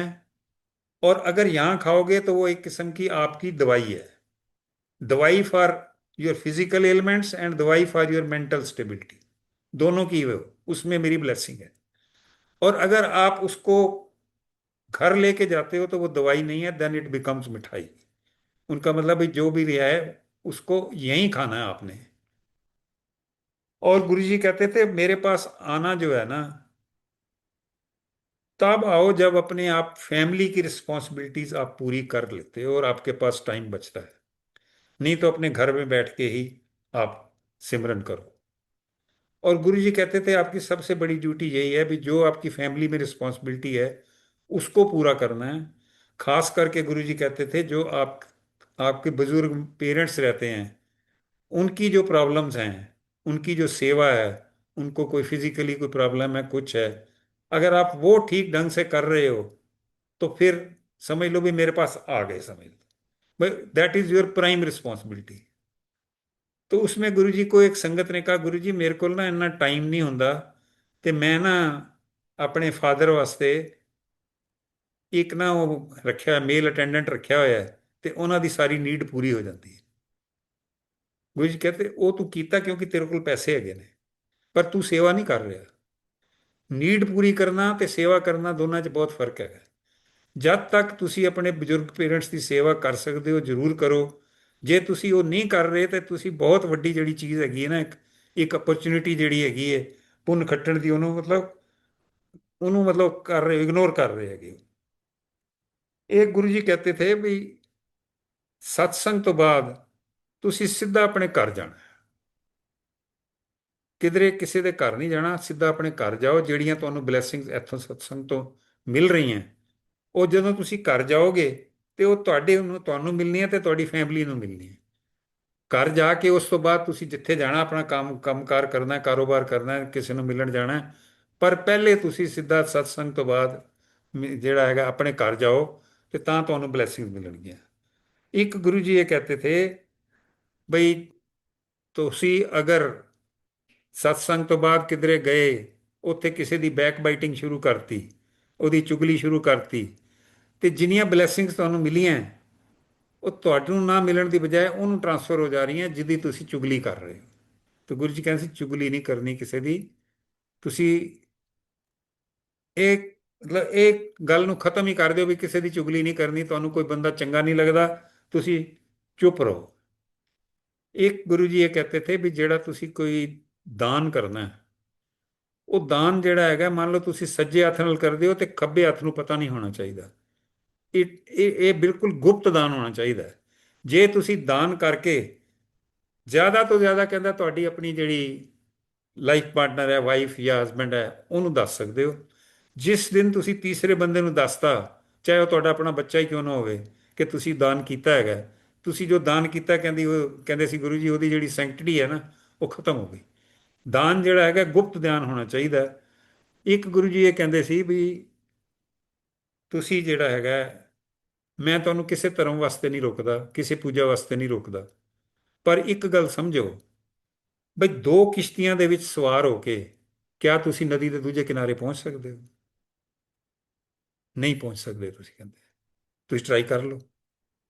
ਉਹ ਕਹਿੰਦੇ ਸੀ ਮੇਰੇ ਕੋਲ ਜਿਹੜਾ ਤੁਸੀਂ ਆ ਗਏ ਹੋ, ਤੇ ਮੈਨੂੰ ਸਾਰੀਆਂ ਤੁਹਾਡੀਆਂ ਜਿਹੜੀਆਂ ਬਲੇਸਿੰਗਸ ਹੈਗੀਆਂ ਤੁਹਾਨੂੰ ਮਿਲ ਰਹੀਆਂ ਮੇਰੀਆਂ, ਤੁਹਾਡੇ ਜਿਹੜੇ ਪਿਛਲੇ ਟਾਈਮ ਦੇ ਮਾੜੇ ਕਰਮ ਵੀ ਪਿਛਲੇ ਜਨਮ ਦੇ ਹੈਗੇ ਨੇ, ਉਹ ਮੈਂ ਇਹ ਨਹੀਂ ਕਹਿੰਦਾ ਤੁਹਾਡੇ ਮੇਰੇ ਕੋਲ ਆਉਣ ਤੋਂ ਬਾਅਦ ਖਤਮ ਹੋ ਜਾਣਗੇ। ਤੁਹਾਨੂੰ ਮੈਂ ਪਿਛਲੇ ਕਰਮ ਦਾ ਜੋ ਕਸ਼ਟ ਤੁਹਾਡੀ ਇਸ ਲਾਈਫ 'ਚ ਲਿਖਿਆ ਹੈ, ਉਹਦੇ ਵਿੱਚੋਂ ਇੱਕ ਤਾਂ ਤੁਹਾਨੂੰ ਸਾਰਾ ਕਸ਼ਟ ਨਹੀਂ ਸਹਿਣਾ ਪਏਗਾ, ਕੁਝ ਜਿਹੜੀਆਂ ਮਤਲਬ ਕਸ਼ਟ ਤੁਹਾਡੇ ਹੈਗੇ ਨੇ ਮੈਂ ਦੂਰ ਕਰ ਦਿਆਂਗਾ। ਉਹ ਅਲੱਗ-ਅਲੱਗ ਵਰਸ਼ਨਸ ਆਈਆਂ। ਕਈ ਵਾਰੀ ਗੁਰੂ ਜੀ ਕਹਿੰਦੇ ਸੀ 10% ਮੈਂ ਕਟਾ ਦਿਆਂਗਾ, 90% ਤੁਸੀਂ ਕੱਟਣੇ ਆ। ਕਈ ਵਾਰੀ ਪਰਸੈਂਟੇਜ ਨਹੀਂ ਦੱਸਦੇ ਸੀ, ਪਰ ਇਹ ਕਹਿੰਦੇ ਸੀ ਵੀ ਜਿਹੜੇ ਤੁਸੀਂ ਕਸ਼ਟ ਕੱਟਣੇ ਆ, ਉਹਨਾਂ ਕਸ਼ਟਾਂ ਨੂੰ ਕੱਟਣ ਦੀ ਹਿੰਮਤ ਵੀ ਮੈਂ ਤੁਹਾਨੂੰ ਦਿਆਂਗਾ, ਕਿਉਂਕਿ ਤੁਸੀਂ ਇਕੱਲੇ ਨਹੀਂ ਕਰ ਸਕਦੇ ਹੋ। ਮੈਂ ਤੁਹਾਡੇ ਨਾਲ ਖੜਾ, ਮੈਂ ਤਾਂ ਹਰ ਵਕਤ ਤੁਹਾਡੇ ਨਾਲ ਹਾਂ, ਪਰ ਸਿਰਫ ਇਹ ਹੈ ਵੀ ਤੁਸੀਂ ਸਰੈਂਡਰ ਕਰਨਾ ਹੈਗਾ। ਜੇ ਤੁਸੀਂ ਸਰੈਂਡਰ ਕਰੋਗੇ ਤੇ ਤੁਹਾਨੂੰ ਮਤਲਬ ਜਿਹੜਾ ਹੈਗਾ ਸਾਰੀਆਂ ਉਹ ਕਸ਼ਟ ਜਿਹੜੇ ਨੇ ਤੁਹਾਡੇ ਦੂਰ ਕਰਨ ਦੀ ਤੁਹਾਨੂੰ ਮੈਂ ਹਿੰਮਤ ਦਿਆਂਗਾ। ਗੁਰੂ ਜੀ, ਅਸੀਂ ਸਭ ਜਿੰਨੇ ਵੀ ਸੰਗਤ ਹੈਗੀ ਗੁਰੂ ਦੀ ਅੱਜ ਜੁੜੇ ਹੋਏ ਹਾਂ, ਸਾਰੇ ਵਰਲਡ ਦੇ ਵਿੱਚ ਗੁਰੂ ਜੀ ਦੇ ਨਾਲ ਸੰਗਤ ਜੁੜੀ ਹੋਈ ਹੈ। ਤੁਸੀਂ ਕਿਸੇ ਵੀ ਕੰਟੀਨੈਂਟ ਚਲੇ ਜਾਓ, ਕਿਸੇ ਕੰਟਰੀ ਚਲੇ ਜਾਓ, ਸਭ ਜਗ੍ਹਾ ਗੁਰੂ ਜੀ ਦੀ ਸੰਗਤ ਹੈਗੀ ਹੈ। ਗੁਰੂ ਜੀ ਦੇ ਨਾਲ ਕਿਨੇ ਕਦੋਂ ਜੋੜਨਾ ਹੈ, ਉਹ ਗੁਰੂ ਜੀ ਦੀ ਮਰਜ਼ੀ ਦੇ ਨਾਲ ਹੁੰਦਾ ਹੈ। ਮੈਂ ਤੁਹਾਨੂੰ ਛੋਟੀ ਜਿਹੀ ਇੱਕ ਐਗਜ਼ਾਮਪਲ ਦਿੰਦਾ। ਇੱਥੇ ਦੁਬਈ ਦੇ ਵਿੱਚ ਇੱਕ ਗ੍ਰੀਨਜ਼ ਏਰੀਆ ਹੈਗਾ, ਉੱਥੇ ਨਾ ਕੋਈ ਸੰਗਤ ਰਹਿੰਦੀ ਹੈ, ਸਾਡੇ ਸਭ ਮੇਰੇ ਰਿਸ਼ਤੇਦਾਰ ਵੀ ਹੈਗੇ ਨੇ। ਉਹਨਾਂ ਦਾ ਜਿਹੜਾ ਅਪਾਰਟਮੈਂਟ ਹੈ ਉਹ 3 ਫਲੋਰ ਤੇ ਹੈਗਾ, ਤੇ ਉਸੇ ਬਿਲਡਿੰਗ ਦੇ ਵਿੱਚ 7 ਫਲੋਰ ਤੇ ਇੱਕ ਅੰਕਲ ਰਹਿੰਦੇ ਨੇ, ਮਨੋਜ ਅੰਕਲ ਤੇ ਰਿੱਪੀ ਆਂਟੀ। ਉਹ ਜਦੋਂ ਜਾਂਦੇ ਸੀ ਨਾ, ਦੇਖਦੇ ਸੀ ਵੀ ਇਹਨਾਂ ਦੇ ਘਰ ਨਾ ਮਹੀਨੇ 'ਚ ਇੱਕ ਅੱਧੀ ਵਾਰੀ ਨਾ ਕੋਈ ਪੂਜਾ ਹੁੰਦੀ ਹੈ ਤੇ ਲੋਕ ਆਉਂਦੇ ਹੈਗੇ ਨੇ। ਤੇ ਉਹਨਾਂ ਨੇ ਫਿਰ ਸੋਚਿਆ ਵੀ ਕਦੀ ਜੇ ਸਾਨੂੰ ਵੀ ਬੁਲਾ ਲੈਣ ਤੇ ਅਸੀਂ ਵੀ ਜਾਈਏ। ਤੇ ਇੱਕ ਦਿਨ ਕਪੂਰ ਆਂਟੀ ਨੇ ਨਾ ਉਹਨਾਂ ਨੂੰ ਕਹਿਤਾ ਸਾਡੇ ਘਰ ਇਸ ਤਰ੍ਹਾਂ ਸਤਸੰਗ ਹੈਗਾ, ਤੁਸੀਂ ਆਉਣਾ। ਤੇ ਉਹ ਦੋਨੋਂ ਆਏ ਉਹਨਾਂ ਦੇ ਘਰ, ਚਾਹ ਪ੍ਰਸ਼ਾਦ ਹੋਇਆ, ਲੰਗਰ ਪ੍ਰਸ਼ਾਦ ਹੋਇਆ, ਲੰਗਰ ਪ੍ਰਸ਼ਾਦ ਖਾਇਆ ਉਹਨਾਂ ਨੇ। ਉਹ ਮਨੋਜ ਅੰਕਲ ਨੂੰ ਇੰਨੀ ਪ੍ਰੋਬਲਮ ਸੀ, ਉਹਨਾਂ ਦੀ ਹੈਲਥ ਨਾ ਬਹੁਤ ਜ਼ਿਆਦਾ ਡਾਊਨ ਹੋ ਰਹੀ ਸੀ। ਹਾਲਾਂਕਿ ਏਜ ਉਹਨਾਂ ਦੀ ਉਸ ਟਾਈਮ ਇਹੀ ਹੋਣੀ 50 ਦੇ ਕਰੀਬ ਹੋਣੀ, 48 50 ਦੇ ਕਰੀਬ ਹੋਣੀ ਹੈ, ਪਰ ਕਾਫੀ ਕਮਜ਼ੋਰ ਹੋ ਰਹੇ ਸੀ ਹੈਲਥ ਵਾਈਜ਼, ਔਰ ਕਾਫੀ ਟਰਬਲਸ ਹੈਗੀਆਂ ਸੀ। ਮੇਰੇ ਲਿਵਿੰਗ ਐਗਜ਼ਾਮਪਲ ਹੈਗੀ। ਉਹ ਕਹਿੰਦੇ ਨੇ ਅਸੀਂ ਪਹਿਲੀ ਲੰਗਰ ਦੀ ਜਿਹੜੀ ਥਾਲੀ ਖਾਧੀ ਹੈ, ਨੈਕਸਟ ਡੇ ਸਵੇਰੇ ਜਿਹੜੀਆਂ ਉਹਦੀਆਂ ਸਿਹਤ ਦੀਆਂ ਇਸ਼ੂਜ਼ ਹੈਗੇ ਸੀ ਉਹ ਸੋਲਵ ਹੋਣੇ ਸ਼ੁਰੂ ਹੋ ਗਏ, and within few days ਉਹ ਕਹਿੰਦੇ ਨੇ ਮੈਂ I was on the path of recovery and within few weeks everything become normal. ਇਹ ਮਤਲਬ ਇੱਕ ਹੁੰਦਾ ਨਾ ਕਿਸੇ ਤੋਂ ਸੁਣੀ ਹੋਈ ਗੱਲ ਹੈ, ਇੱਕ ਹੈ ਪ੍ਰੈਕਟੀਕਲ ਦੇਖੀ ਹੋਈ ਗੱਲ ਹੈਗੀ। ਤੇ ਉਹ ਉਸ ਤੋਂ ਬਾਅਦ ਜਿਹੜੇ ਜੁੜੇ ਹੋਏ ਨੇ, ਦੇਖੋ ਗੁਰੂ ਜੀ ਨੇ ਕਿਹਨੂੰ ਕਿਸ ਤਰ੍ਹਾਂ ਜੋੜਨਾ ਹੈ, ਇਹ ਗੁਰੂ ਜੀ ਦਾ ਟਾਈਮ ਹੈਗਾ। ਇੱਕ ਵਾਰੀ ਤੁਸੀਂ ਗੁਰੂ ਜੀ ਨਾਲ ਅਗਰ ਜੁੜ ਗਏ ਹੋ ਤੇ ਫਿਰ ਤੁਹਾਡਾ ਡਾਇਰੈਕਟ ਕਨੈਕਸ਼ਨ ਹੈਗਾ। ਤੁਸੀਂ ਗੁਰੂ ਜੀ ਕੋਲ, ਤੁਹਾਨੂੰ ਕੋਈ ਲੈ ਕੇ ਆ ਰਿਹਾ, ਤੁਸੀਂ ਗੁਰੂ ਜੀ ਦੇ ਦਰਬਾਰ ਪਹੁੰਚ ਗਏ ਤੇ ਗੁਰੂ ਜੀ ਕਹਿੰਦੇ ਸੀ ਤੁਸੀਂ ਮੇਰੇ ਨਾਲ ਡਾਇਰੈਕਟ ਕਨੈਕਸ਼ਨ ਰੱਖੋ, 1 to 1 ਕਨੈਕਸ਼ਨ ਰੱਖੋ। ਇਨ ਬਿਟਵੀਨ ਮੈਨੂੰ ਕਿਸੇ ਦੀ ਲੋੜ ਨਹੀਂ ਹੈਗੀ। ਤੁਸੀਂ ਮੇਰੇ ਕੋਲ ਆ ਗਏ, ਤੁਸੀਂ ਮੇਰੀ ਸੰਗਤ ਹੈਗੇ ਹੋ। ਜਿਸ ਤਰ੍ਹਾਂ ਮੇਰੀ ਪਹਿਲੇ ਦੀ ਸੰਗਤ ਹੈ, ਜਿਸ ਤਰ੍ਹਾਂ ਮੇਰੀ ਨਵੀਂ ਸੰਗਤ ਹੈ, ਮੇਰੇ ਵਾਸਤੇ ਸਭ ਬਰਾਬਰ ਹੈਗੇ ਨੇ। ਜਦੋਂ ਗੁਰੂ ਜੀ ਸਾਨੂੰ ਇੰਨਾ ਬਲੈਸ ਕਰਦੇ ਨੇ ਤੇ ਸੰਗਤ ਜੀ ਸਾਡੀਆਂ ਵੀ ਕੁਝ ਡਿਊਟੀਆਂ ਹੈਗੀਆਂ। ਮੈਂ ਥੋੜਾ ਜਿਹਾ ਤੁਹਾਨੂੰ ਉਸ ਤਰਫ ਵੀ, ਜੋ ਤੁਹਾਡੀਆਂ ਡਿਊਟੀਆਂ ਹੈਗੀਆਂ, ਉਹਦੇ ਬਾਰੇ ਥੋੜਾ ਜਿਹਾ ਚਾਨਣਾ ਪਾਉਣਾ ਚਾਹੁੰਦਾ ਹੈਗਾ। ਦੇਖੋ ਜਦੋਂ ਗੁਰੂ ਜੀ ਨੇ ਸਾਨੂੰ ਜੋੜਿਆ, ਕੋਈ ਸੰਗਤ 10 ਸਾਲ ਤੋਂ ਆ ਰਹੀ ਹੈ, ਕੋਈ 15 ਸਾਲ ਤੋਂ ਆ ਰਹੀ ਹੈ, ਕੋਈ 2 ਹਫ਼ਤੇ ਤੋਂ ਆ ਰਹੀ ਹੈ, ਕੋਈ 6 ਮਹੀਨੇ ਤੋਂ ਆ ਰਹੀ ਹੈ। ਅਸੀਂ ਜਾ ਰਹੇ ਹਾਂ ਗੁਰੂ ਜੀ ਕੋਲ, ਸਾਨੂੰ ਗੁਰੂ ਜੀ ਬਲੈਸ ਕਰ ਰਹੇ ਨੇ, ਸਾਨੂੰ ਕੁਝ ਬਲੈਸਿੰਗਸ ਮਿਲ ਰਹੀਆਂ, ਕੁਝ ਸਾਡੀਆਂ ਲਾਈਫ ਦੀਆਂ ਜਿਹੜੀਆਂ ਪ੍ਰੋਬਲਮ ਨੇ ਉਹ ਸੋਲਵ ਹੋ ਰਹੀਆਂ, ਤਾਂ ਹੀ ਅਸੀਂ ਬਾਰ-ਬਾਰ ਜਾ ਰਹੇ ਹਾਂ। ਨਹੀਂ ਤੇ ਬੰਦਾ ਕਿਧਰੇ ਜਾਂਦਾ ਹੈਗਾ, 6 ਮਹੀਨੇ ਗਏ, ਸਾਲ ਗਏ, ਉਸ ਤੋਂ ਬਾਅਦ ਬੰਦਾ ਕਹਿੰਦਾ ਕੋਈ ਫਾਇਦਾ ਤਾਂ ਨਹੀਂ ਹੋਇਆ ਤੇ ਕੀ ਕਰਨਾ ਜਾ ਕੇ। ਪਰ ਅਸੀਂ ਜੇ ਲਗਾਤਾਰ ਜਾ ਰਹੇ ਹਾਂ ਤਾਂ ਮਤਲਬ ਸਾਨੂੰ ਬਲੈਸਿੰਗ ਮਿਲ ਰਹੀਆਂ, ਸਾਨੂੰ ਬਲੈਸਿੰਗਸ ਮਿਲ ਰਹੀਆਂ, ਸਾਨੂੰ ਗੁਰੂ ਜੀ ਬਲੈਸ ਕਰ ਰਹੇ ਨੇ ਤੇ ਸਾਡੀਆਂ ਵੀ ਕੁਝ ਡਿਊਟੀਆਂ ਹੈਗੀਆਂ। ਸਾਡੀ ਸਭ ਤੋਂ ਵੱਡੀ ਡਿਊਟੀ ਜਿਹੜੀ ਹੈਗੀ ਉਹ ਹੈਗੀ ਹੈ ਵੀ ਅਸੀਂ ਜਿਸ ਤਰ੍ਹਾਂ ਸਿਮਰਨ ਕਰਨਾ ਹੈ, ਸਿਮਰਨ ਕਰਨ ਦਾ ਫਾਇਦਾ ਤਾਂ ਹੀ ਹੋਏਗਾ ਅਸੀਂ ਆਪਣੀ ਈਗੋ ਘਟਾਣੀ ਹੈ। ਇਹ ਦੋਨਾਂ ਦੇ ਮਤਲਬ ਇੱਕ ਕਿਸਮ ਦੀ ਸਿਮਰਨ ਦੀ ਔਰ ਈਗੋ ਦੀ ਆਪਸ 'ਚ ਨਾ ਬਹੁਤ ਵੱਡਾ ਦੁਸ਼ਮਣੀ ਹੈਗੀ ਹੈ। ਤੁਸੀਂ ਜਿੰਨਾ ਮਰਜ਼ੀ ਸਿਮਰਨ ਕਰ ਲਓ, ਜੇ ਤੁਸੀਂ ਈਗੋ ਨਹੀਂ ਆਪਣੀ ਖਤਮ ਕਰੋਗੇ ਤਾਂ ਸਿਮਰਨ ਦਾ ਕਦੀ ਲਾਭ ਨਹੀਂ ਹੋ ਸਕਦਾ। ਸਿਰਫ ਇਹ ਗੱਲ ਕਹਿ ਦੇਣਾ ਜੀ ਅਸੀਂ ਸਰੈਂਡਰ ਕਰਤਾ, ਨਹੀਂ, ਸਰੈਂਡਰ ਕਰਨਾ ਬਹੁਤ ਮੁਸ਼ਕਿਲ ਹੈ। ਔਰ ਈਗੋ ਜਿਹੜੀ ਤੁਸੀਂ ਹਟਾਣੀ ਹੈ, ਉਹ ਈਗੋ ਹਟਾਣੀ ਇੰਪੋਸੀਬਲ ਨਹੀਂ ਹੈਗੀ, ਉਹ ਪੋਸੀਬਲ ਹੈ, ਪਰ ਤੁਹਾਨੂੰ ਐਫਰਟ ਕਰਨੀ ਪਏਗੀ। ਛੋਟੀਆਂ ਛੋਟੀਆਂ ਚੀਜ਼ਾਂ ਤੋਂ ਤੁਸੀਂ ਆਪਣੀ ਕਰਕੇ ਦੇਖੋ ਪ੍ਰੈਕਟੀਕਲੀ। ਤੁਸੀਂ ਆਪਣੇ ਅਪਾਰਟਮੈਂਟ ਤੋਂ ਥੱਲੇ ਉਤਰਦੇ ਹੋ, ਰਸਤੇ ਤੇ ਰਿਸੈਪਸ਼ਨ ਬੈਠਾ ਹੈਗਾ, ਰਿਸੈਪਸ਼ਨ ਤੇ ਤੁਸੀਂ ਕਦੀ ਉਹਦੇ ਨਾਲ ਗੁੱਡ ਮਾਰਨਿੰਗ ਕਹਿੰਦੇ ਹੋ ਉਹਨੂੰ, ਜਾਂ ਤੁਹਾਨੂੰ ਉਹ ਕਹਿੰਦਾ ਤੁਸੀਂ ਜਵਾਬ ਦੇ ਦਿੰਦੇ ਹੋ, ਜਾਂ ਉਹਨੂੰ ਇਗਨੋਰ ਕੀਤੇ ਬਗੈਰ ਚਲੇ ਜਾਂਦੇ ਹੋ? ਨਹੀਂ, ਕਿਸੇ ਵੇਲੇ ਤੁਸੀਂ ਰੁਕ ਜਾਓ, 2 ਮਿੰਟ ਉਹਦੇ ਨਾਲ ਗੱਲ ਕਰ ਲਓ, ਤੁਸੀਂ ਆਪਣੇ ਆਪ ਕਹਿ ਦਿਓ ਉਹਨੂੰ ਗੁੱਡ ਮਾਰਨਿੰਗ। ਫਾਰ ਐਗਜ਼ਾਮਪਲ ਤੁਸੀਂ ਬਿਲਡਿੰਗ ਤੋਂ ਬਾਹਰ ਨਿਕਲਦੇ ਹੋ, ਤੁਹਾਨੂੰ ਕੋਈ ਕਲੀਨਰ ਮਿਲਦਾ ਹੈਗਾ, ਉਸ ਕਲੀਨਰ ਨੂੰ ਕਿਆ ਤੁਸੀਂ ਕਦੀ ਆਪਣੇ ਆਪ ਉਹਦੇ ਕੋਲ 2 ਮਿੰਟ ਰੁਕਦੇ ਹੋ, ਉਹਦੇ ਨਾਲ ਗੱਲ ਕਰਦੇ ਹੋ ਵੀ ਤੇਰਾ ਕੀ ਹਾਲ ਹੈ, ਤੇਰੀ ਫੈਮਿਲੀ ਦਾ ਕੀ ਹਾਲ ਹੈ? ਕਦੀ ਉਹਨੂੰ ਥੋੜੇ ਪੈਸੇ ਦਿੰਦੇ ਹੋ ਵੀ ਚੱਲ ਤੂੰ ਅੱਜ ਖਾਣਾ ਖਾ ਲਈ ਜਾਂ ਚਾਹ ਪੀ ਲਈ? ਅਗਰ ਤੁਸੀਂ ਨਹੀਂ ਕਰਦੇ ਤੇ ਕਰੋ। ਇਹ ਛੋਟੀਆਂ ਛੋਟੀਆਂ ਚੀਜ਼ਾਂ ਹੈਗੀਆਂ, ਪਰ ਇਹਨਾਂ ਦੇ ਨਾਲ ਤੁਹਾਨੂੰ ਜਿਹੜੀਆਂ ਬਲੈਸਿੰਗਸ ਨੇ ਉਹ ਬਹੁਤ ਮਿਲਣਗੀਆਂ, ਔਰ ਤੁਹਾਡੀ ਜਿਹੜੀ ਈਗੋ ਹੈ ਉਹ ਬਹੁਤ ਮੈਲੋ ਡਾਊਨ ਹੋਏਗੀ। ਫਾਰ ਐਗਜ਼ਾਮਪਲ ਜਿਸ ਤਰ੍ਹਾਂ ਅਸੀਂ ਸਾਰੇ ਆਨਲਾਈਨ ਫੂਡ ਦਾ ਆਰਡਰ ਕਰਦੇ ਹਾਂ, ਸਾਨੂੰ ਜਿਹੜਾ ਡਿਲੀਵਰੀ ਬੁਆਏ ਉਹ ਆਉਂਦਾ ਮੋਟਰਸਾਈਕਲ ਤੇ ਆ ਕੇ ਤੁਹਾਡੇ ਘਰ ਆ ਕੇ ਤੁਹਾਡਾ ਬੈਲ ਕਰਦਾ, ਤੁਹਾਨੂੰ ਉਹ ਖਾਣਾ ਮੰਗਵਾਉਣਾ ਜਾਂ ਤੁਸੀਂ ਜੋ ਵੀ ਮੰਗਵਾਉਣਾ ਹੈ, ਤੁਸੀਂ ਦਰਵਾਜ਼ਾ ਖੋਲ੍ਹਦੇ ਹੋ, ਉਹਨੂੰ ਅੱਧਾ ਦਰਵਾਜ਼ਾ ਖੋਲ੍ਹਦੇ ਹੋ, ਆਪਣਾ ਪੈਕਟ ਪਕੜਦੇ ਹੋ ਔਰ ਦਰਵਾਜ਼ਾ ਬੰਦ ਕਰ ਦਿੰਦੇ ਹੋ। ਕਦੀ ਥੈਂਕ ਯੂ ਕਹਿ ਦਿੰਦੇ ਹੋ, ਕਦੀ ਨਹੀਂ ਕਹਿੰਦੇ। ਨਹੀਂ, ਇਹਨੂੰ ਚੇਂਜ ਕਰੋ। ਜੇ ਉਹ ਲੜਕਾ ਆਇਆ ਤੁਹਾਡਾ, ਉਹਦੇ ਨਾਲ 2 ਮਿੰਟ ਗੱਲ ਕਰ ਲਓ, ਉਹਨੂੰ ਪੁੱਛ ਲਓ ਵੀ ਤੂੰ ਪਾਣੀ ਪੀਣਾ, ਪਿਆਸ ਲੱਗੀ ਹੈ? ਉਹਨੂੰ ਹੋਰ 2 ਮਿੰਟ ਕੋਈ ਗੱਲ ਕਰ ਲਓ ਵੀ ਚਲੋ ਕੁਛ ਉਹਨੂੰ ਖਾਣ ਨੂੰ ਦੇ ਦਿਓ, ਕੋਈ ਕੋਲਡ ਡਰਿੰਕ ਦੇ ਦਿਓ, ਕੋਈ 4 ਪੈਸੇ ਦੇ ਦਿਓ। ਉਹ ਜਿਹੜਾ ਕਰ ਰਿਹਾ ਉਹ ਆਪਣੀ ਨੌਕਰੀ ਕਰ ਰਿਹਾ, ਤੁਹਾਨੂੰ ਨਹੀਂ ਪਤਾ ਵੀ ਉਹਨਾਂ ਦੇ ਉਹ ਜਿਹੜੀ category of people which are helping you, ਉਹ ਬੜੀ ਟਰਬਲਸਮ ਉਹਦੇ 'ਚ ਹੈਗੇ ਨੇ। ਆਪਣੀ ਫੈਮਿਲੀ ਤੋਂ 2-2 ਸਾਲ ਨਹੀਂ ਮਿਲਦੇ, 3-3 ਸਾਲ ਨਹੀਂ ਮਿਲਦੇ ਹੈਗੇ। ਤੁਸੀਂ ਥੋੜ੍ਹਾ ਜਿਹਾ ਉਹਨਾਂ ਨਾਲ ਸਿੰਪਥਾਈਜ਼ ਕਰੋਗੇ, ਉਹਨਾਂ ਨੂੰ ਬਹੁਤ ਅੱਛਾ ਲੱਗੇਗਾ। ਉਹ ਤੁਹਾਨੂੰ ਵੀ ਮਤਲਬ ਇੱਕ ਕਿਸਮ ਦੀ ਥੈਂਕ ਯੂ ਕਰਨਗੇ, ਔਰ ਤੁਹਾਡੀ ਜਿਹੜੀਆਂ ਬਲੈਸਿੰਗਸ ਨੇ ਉਹ ਮੈਲੋ ਡਾਊਨ ਹੋਣਗੀਆਂ। ਇਹ ਬੜੀ ਛੋਟੀਆਂ ਛੋਟੀਆਂ ਚੀਜ਼ਾਂ ਹੈਗੀਆਂ। ਤੁਸੀਂ ਟੈਕਸੀ ਤੇ ਜਾ ਰਹੇ ਹੋ, ਤੁਸੀਂ ਟੈਕਸੀ 'ਚ ਬੈਠੇ ਹੋ, ਜਾਂ ਤਾਂ ਵੀਡੀਓ ਦੇਖ ਲਓ, ਸਾਰੇ ਦੇਖਦੇ ਹਾਂ ਅਸੀਂ, ਵੀਡੀਓ ਦੇਖ ਲਓ, ਰੀਲਸ ਦੇਖ ਲਓ, ਜੋ ਮਰਜ਼ੀ ਕਰ ਲਓ। ਇਸ ਤੋਂ ਇਲਾਵਾ ਤੁਸੀਂ 5 ਮਿੰਟ ਜਿਹੜਾ ਹੈਗਾ ਡਰਾਈਵਰ ਨਾਲ ਗੱਲ ਕਰ ਲਓ। ਡਰਾਈਵਰ ਨੂੰ ਪੁੱਛ ਲਓ ਵੀ ਤੇਰਾ ਕੀ ਹਾਲ ਹੈ, ਤੇਰੀ ਫੈਮਿਲੀ ਦਾ ਕੀ ਹਾਲ ਹੈ, ਤੂੰ ਪਿੰਡ ਕਦੋਂ ਗਿਆ ਸੀ ਆਪਣੇ, ਉੱਥੇ ਸਭ ਠੀਕ ਨੇ? ਉਹਦੇ ਨਾਲ ਕੀ ਹੋਏਗਾ, ਤੁਹਾਡਾ ਜਿਹੜਾ ਮਾਈਂਡ ਸੈਟ ਹੈ, ਉਹ ਈਗੋ ਜਿਹੜੀ ਹੈ ਨਾ ਤੁਹਾਡੀ ਖਤਮ ਹੋਏਗੀ। ਈਗੋ ਖਤਮ ਕਰਨੀ ਜਿਹੜੀ ਹੈ ਨਾ, ਜਿੰਨੀ ਜਿੰਨੀ ਤੁਸੀਂ ਈਗੋ ਖਤਮ ਕਰੋਗੇ, ਓਨਾ ਤੁਹਾਨੂੰ ਸਿਮਰਨ ਦਾ ਜਿਹੜਾ ਹੈਗਾ ਨਾ ਉਹ ਲਾਭ ਮਿਲੇਗਾ, ਓਨਾ ਜ਼ਿਆਦਾ ਤੁਹਾਨੂੰ ਉਹਦਾ ਫਾਇਦਾ ਹੋਏਗਾ। ਕਿਉਂਕਿ ਅਸੀਂ ਦੇਖੋ ਸਾਨੂੰ ਜਿਹੜੀ ਜੂਨੀ ਮਿਲੀ ਹੈ ਨਾ ਮਨੁੱਖ ਦੀ ਜੂਨੀ, ਇਹ 84 ਲੱਖ ਜੂਨੀਆਂ ਤੋਂ ਬਾਅਦ ਮਿਲੀ ਹੈ। ਕੋਈ ਕਿੰਨੇ ਚੱਕਰ ਲਾ ਕੇ ਆ ਗਿਆ, ਕੋਈ 10 ਚੱਕਰ ਲਾ ਕੇ ਆ ਗਿਆ, 100 ਚੱਕਰ ਲਾ ਗਿਆ, ਕੋਈ 84 ਚੱਕਰ ਲਾ ਕੇ ਆ, ਕੋਈ ਲੱਖ ਚੱਕਰ ਤੋਂ ਬਾਅਦ ਸਾਨੂੰ ਜੂਨੀ ਮਿਲੀ ਹੈ। ਇਸ ਜੂਨੀ 'ਚ ਸਾਨੂੰ 3 ਚੀਜ਼ਾਂ ਅਸੀਂ ਕਰ ਸਕਦੇ ਹਾਂ। ਅਸੀਂ ਸਿਮਰਨ ਕਰ ਸਕਦੇ ਹਾਂ, ਅਸੀਂ ਸੇਵਾ ਕਰ ਸਕਦੇ ਹਾਂ, ਅਸੀਂ ਦਾਨ ਵੀ ਕਰ ਸਕਦੇ ਹਾਂ। ਇਹ ਤਿੰਨੋਂ ਚੀਜ਼ਾਂ ਜਿੰਨਾ ਸਾਨੂੰ ਮੌਕਾ ਮਿਲਦਾ ਅਸੀਂ ਜ਼ਰੂਰ ਕਰੀਏ। ਔਰ ਜਿੰਨਾ ਅਸੀਂ ਸਿਮਰਨ ਦਾ ਜਿਹੜੀ ਰੈਗੂਲੈਰਿਟੀ ਹੈ ਨਾ, ਰੈਗੂਲੈਰਿਟੀ ਨੂੰ ਜ਼ਰੂਰ ਦੇਖਣਾ ਹੈਗਾ। ਤੁਸੀਂ ਸਤਸੰਗ ਤੇ ਜਾਂਦੇ ਹੋ, ਸਤਸੰਗ ਤੋਂ ਬਾਅਦ ਆਪਣਾ ਕਿਸੇ ਨੂੰ ਸੋਸ਼ਲੀ ਮਿਲਣਾ, ਜੋ ਕਰਨਾ ਹੈ ਉਹ ਅਲੱਗ ਚੀਜ਼ਾਂ ਹੈਗੀਆਂ। ਜਿਸ ਤਰ੍ਹਾਂ ਮੈਂ ਪਹਿਲੇ ਕਿਹਾ ਵੀ ਸਤਸੰਗ ਤੋਂ ਬਾਅਦ ਪਹਿਲੇ ਘਰ ਜਾਓ, ਆਪਣੇ ਕਿਸੇ ਦੀ ਚੁਗਲੀ ਨਾ ਕਰੋ। ਪਰ ਇੱਕ ਤੁਸੀਂ ਰੂਟੀਨ ਬਣਾਓ, every day. Every day means 365 days of the year, and every day ਘੱਟ ਤੋਂ ਘੱਟ ਅੱਧਾ ਘੰਟਾ ਗੁਰੂ ਜੀ ਦੇ ਨਾਲ ਬੈਠੋ ਆਪਣੇ ਘਰ 'ਚ, ਜਿੱਥੇ ਤੁਹਾਡਾ ਮੰਦਿਰ ਹੈਗਾ, ਦਰਬਾਰ ਬਣਾਇਆ, ਜੋ ਵੀ ਹੈਗਾ, ਅੱਧਾ ਘੰਟਾ ਤੁਸੀਂ ਬੈਠਣਾ। ਉਸ ਅੱਧੇ ਘੰਟੇ ਦੇ ਵਿੱਚ ਤੁਸੀਂ ਚਾਹ ਪ੍ਰਸ਼ਾਦ ਬਣਾ ਲਓ, ਗੁਰੂ ਜੀ ਕੋਲ ਬੈਠੋ, ਗੁਰੂ ਜੀ ਦਾ ਸਿਮਰਨ ਕਰੋ, ਤੁਹਾਡੀਆਂ ਜਿਹੜੀਆਂ ਪ੍ਰੋਬਲਮਸ ਹੈਗੀਆਂ ਉਹਨਾਂ ਬਾਰੇ ਗੁਰੂ ਜੀ ਕੋਲ ਡਿਸਕਸ ਕਰੋ, ਤੁਹਾਨੂੰ ਉਹਦੇ ਆਨਸਰਸ ਮਿਲਣਗੇ। ਪਰ ਇਹ ਰੋਜ਼ ਕਰਨਾ ਹੈ। ਜਿਸ ਤਰ੍ਹਾਂ ਅਸੀਂ ਰੋਜ਼ ਸੌਂਦੇ ਹਾਂ, ਰੋਜ਼ ਅਸੀਂ ਰੋਟੀ ਖਾਂਦੇ ਹਾਂ, ਰੋਜ਼ ਬੱਚਿਆਂ ਨੂੰ ਸਕੂਲ ਭੇਜਦੇ ਹਾਂ, ਰੋਜ਼ ਨੌਕਰੀ ਕਰਦੇ ਹਾਂ, ਅਗਰ ਤੁਸੀਂ ਇਹ ਚੀਜ਼ ਕਰੋਗੇ ਐਵਰੀ ਡੇ। ਔਰ ਗੁਰੂ ਜੀ ਕਹਿੰਦੇ ਹੁੰਦੇ ਸੀ ਸਾਰੇ ਪਹਿਰ, ਸਾਰਾ ਟਾਈਮ ਚੰਗਾ ਹੈਗਾ, ਜਦੋਂ ਵੀ ਪ੍ਰੇਅਰ ਕਰ ਲਓ ਉਹ ਟਾਈਮ ਚੰਗਾ ਹੈ। ਬਈ ਕਈ ਕਹਿੰਦੇ ਜੀ ਅਸੀਂ ਸਵੇਰੇ ਤੋਂ ਉੱਠ ਨਹੀਂ ਸਕਦੇ, ਕੋਈ ਗੱਲ ਨਹੀਂ, ਨਾ ਉੱਠੋ, ਸ਼ਾਮ ਨੂੰ ਕਰ ਲਓ, ਰਾਤ ਨੂੰ ਸੌਣ ਤੋਂ ਪਹਿਲੇ ਕਰ ਲਓ, ਕਿਸੇ ਵੇਲੇ ਵੀ ਕਰ ਲਓ। When you will make this routine, I can guarantee you ਵੀ ਤੁਹਾਨੂੰ ਖੁਦ ਨੂੰ ਇਸ ਗੱਲ ਦਾ ਬਹੁਤ ਫਾਇਦਾ ਹੋਏਗਾ। ਸਾਡਾ ਏਮ ਇਹ ਹੈਗਾ ਨਾ ਵੀ ਅਸੀਂ ਸਾਨੂੰ ਮਨੁੱਖ ਜੂਨੀ ਮਿਲਣੀ ਹੈ, ਅਸੀਂ ਅੱਛੇ ਇਨਸਾਨ ਬਣਨਾ।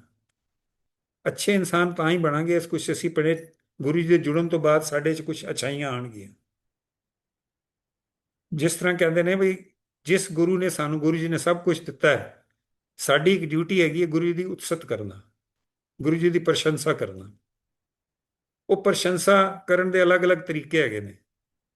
ਜੇ ਤੁਸੀਂ ਪੋਇਟ ਹੈਗੇ ਹੋ, ਤੁਸੀਂ ਕੋਈ ਕਵਿਤਾ ਲਿਖਤੀ, ਜਾਂ ਤੁਸੀਂ ਗਾਣਾ ਲਿਖ ਸਕਦੇ ਹੋ, ਗਾਣਾ ਲਿਖਿਆ, ਉਹ ਗਾਣੇ ਨੂੰ ਫਿਰ ਰਿਕਾਰਡ ਹੋ ਗਿਆ, ਤੁਸੀਂ ਚਲਾਇਆ, ਉਹ ਇੱਕ ਕਿਸਮ ਦੀ ਗੁਰੂ ਜੀ ਦੀ ਤੁਸੀਂ ਪ੍ਰਸ਼ੰਸਾ ਕਰ ਰਹੇ ਹੋ। ਮੇਰੇ ਵਰਗਾ ਬੰਦਾ ਜਿਹਨੂੰ ਨਾ ਗਾਣਾ ਆਉਂਦਾ, ਨਾ ਪੋਇਮ ਕਰਨੀ ਆਉਂਦੀ ਹੈ, ਮੈਂ ਤਾਂ ਇੱਕ ਚੀਜ਼ ਕਰ ਸਕਦਾ ਨਾ, ਮੈਂ ਆਪਣੇ 'ਚ ਅੱਛਾਈਆਂ ਲਿਆਵਾਂ, ਤਾਂ ਕਿ ਜਿਹੜੀ ਸੰਗਤ, ਜਿਹੜਾ ਮੇਰਾ ਸਰਕਲ ਹੈਗਾ, ਚਾਹੇ ਉਹ ਮੇਰੀ ਫੈਮਿਲੀ ਹੈ, ਚਾਹੇ ਮੇਰੇ ਫਰੈਂਡਸ ਨੇ, ਚਾਹੇ ਮੇਰੇ ਪੜੋਸੀ ਨੇ, ਉਹਨਾਂ ਨੂੰ ਇਹ ਲੱਗੇ ਬਈ ਇਹ ਜਦੋਂ ਤੇ ਗੁਰੂ ਜੀ ਕੋਲ ਜਾਣ ਲੱਗੇ ਨੇ, ਇਹਨਾਂ ਨੇ ਨਾ ਮਤਲਬ ਇਹਨਾਂ ਦੀਆਂ ਲਾਈਫ ਜਿਹੜੀ ਹੈਗੀ ਨਾ ਉਹਦੇ 'ਚ ਬਹੁਤ ਅੱਛਾਈਆਂ ਆ ਗਈਆਂ। ਜਦੋਂ ਤੁਸੀਂ ਉਹਨਾਂ ਨੂੰ ਇਹ ਲੱਗੇਗਾ, ਇਹਦਾ ਮਤਲਬ ਗੁਰੂ ਜੀ ਦੀ ਤੁਸੀਂ ਇੱਕ ਕਿਸਮ ਦੀ ਗੁਰੂ ਦੀ ਉਤਸਤ ਕਰ ਰਹੇ ਹੋ। ਭਾਈ ਨੰਦ ਲਾਲ ਜੀ ਗੁਰੂ ਗੋਬਿੰਦ ਸਿੰਘ ਜੀ ਦੀ ਬਹੁਤ ਸੇਵਾ ਕਰਦੇ ਸੀ, ਬਹੁਤ ਕੁਝ ਐਜੂਕੇਟਿਡ ਸੀ, ਬਹੁਤ ਕੁਝ ਉਹਨਾਂ ਨੇ ਲਿਖਿਆ ਹੈ, ਪਰਸ਼ੀਅਨ ਦੇ ਵਿੱਚ ਪੋਇਮ ਵੀ ਲਿਖੀਆਂ, ਸਭ ਕੁਝ ਲਿਖਿਆ ਹੈ। ਪਰ ਉਹ ਇੱਕ ਵਾਰੀ ਨਾ ਗੁਰੂ ਗੋਬਿੰਦ ਸਿੰਘ ਜੀ ਉਹਨਾਂ ਤੇ ਬਹੁਤ ਖੁਸ਼ ਹੋਏ, ਕਹਿੰਦੇ ਭਾਈ ਨੰਦ ਲਾਲ ਜੀ ਅੱਜ ਤੁਸੀਂ ਮੇਰੇ ਤੋਂ ਮੰਗੋ, ਕੀ ਮੰਗਣਾ ਮੈਂ ਦੇਣਾ ਤੁਹਾਨੂੰ। ਉਹਨੇ ਕਿਹਾ ਗੁਰੂ ਜੀ ਮੈਨੂੰ ਨਹੀਂ ਕੁਝ ਚਾਹੀਦਾ, ਬਸ ਮੈਨੂੰ ਤੁਸੀਂ ਆਪਣੇ ਚਰਨਾਂ ਦੇ ਕੋਲ ਰੱਖਣਾ। ਉਹਨਾਂ ਕਿਹਾ ਨਹੀਂ, ਅੱਜ ਮੈਂ ਤੈਨੂੰ ਦੇਣਾ ਭਾਈ ਜੀ, ਤੁਸੀਂ ਦੱਸੋ ਕੀ ਚਾਹੀਦਾ। ਕਹਿੰਦੇ ਜੀ ਬਸ ਮੈਨੂੰ ਆਪਣੇ ਕੋਲ ਰੱਖਣਾ, ਆਪਣੇ ਤੋਂ ਅਲੱਗ ਨਾ ਕਰਨਾ। ਫਿਰ ਜਦੋਂ ਤੀਸਰੀ ਵਾਰੀ ਕਿਹਾ ਤੇ ਉਹਨਾਂ ਨੇ ਕਿਹਾ ਅੱਛਾ ਇਸ ਤਰ੍ਹਾਂ ਕਰੋ, ਤੁਸੀਂ ਮੈਨੂੰ ਇੰਨਾ ਕੁਝ ਦਿੱਤਾ, ਇੰਨਾ ਬਲੈਸ ਕੀਤਾ ਹੈ ਕਿ ਮੈਂ ਤੁਹਾਡੀ ਤਾਰੀਫ ਕਰਨ ਵਾਸਤੇ ਮੇਰੇ ਕੋਲ ਸਿਰਫ ਇੱਕ ਜ਼ਬਾਨ ਹੈਗੀ ਹੈ, ਇੱਕ ਜੀਭ ਹੈਗੀ ਹੈ।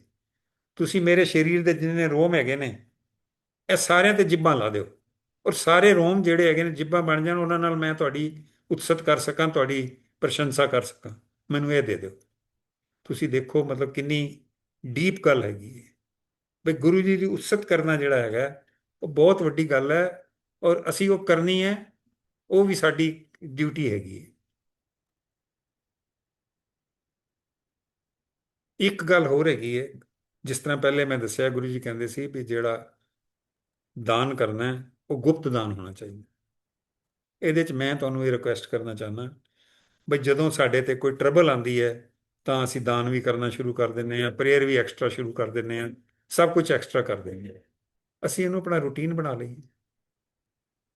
ਅਸੀਂ ਜੋ ਵੀ ਤੁਹਾਡੇ ਫਾਈਨੈਂਸ਼ੀਅਲ ਸਟੇਟਸ ਹੈਗਾ ਜਾਂ ਫਾਈਨੈਂਸ਼ੀਅਲ ਮੀਨਸ ਹੈਗੇ ਨੇ, ਉਹਦੇ ਵਿੱਚੋਂ एवरी मंथ या एवरी बाई मंथली कुछ ना कुछ दान करो। ਔਰ ਜਿਹੜਾ ਦਾਨ ਹੈਗਾ ਉਹ ਗੁਪਤ ਕਰੋ, ਦੱਸੋ ਨਾ ਕਿਸੇ ਨੂੰ। ਦੱਸਿਆ ਤੇ ਉਹ ਦਾਨ ਦੀ ਜਿਹੜੀ ਹੈਗੀ ਨਾ ਉਹ ਖਤਮ ਹੋ ਗਈ ਹੋਏਗੀ। ਤੁਸੀਂ ਦਾਨ ਕਰੋ, ਉਹਨੂੰ ਹੈਬਿਟ ਬਣਾਓ ਆਪਣੀ। ਇੱਕ ਗੁਰੂ ਜੀ ਇਹ ਕਹਿੰਦੇ ਹੁੰਦੇ ਸੀ ਵੀ ਕਿਰਤ ਕਮਾਈ ਕਰੋ। ਕਿਰਤ ਕਮਾਈ ਦਾ ਮਤਲਬ ਹੈਗਾ ਓਨੈਸਟੀ।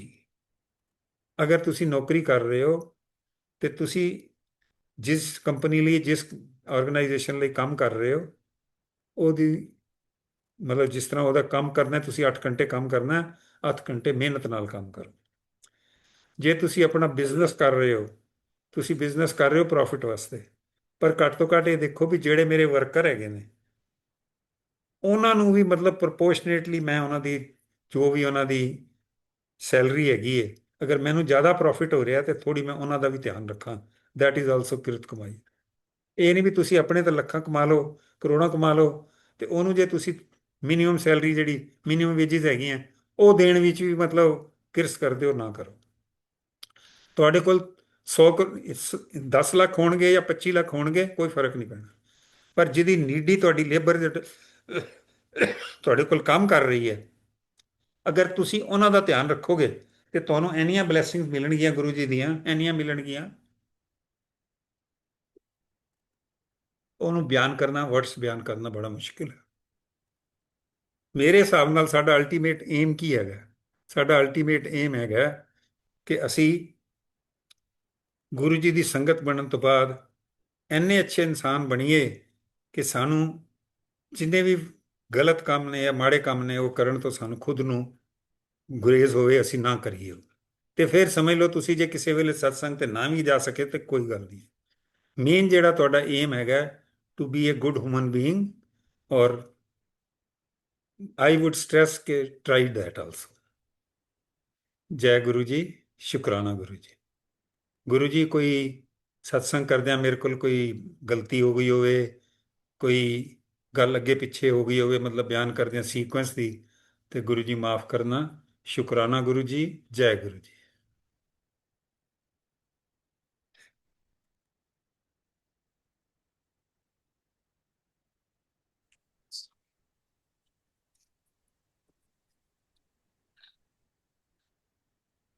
जय गुरु जी अंकल जी।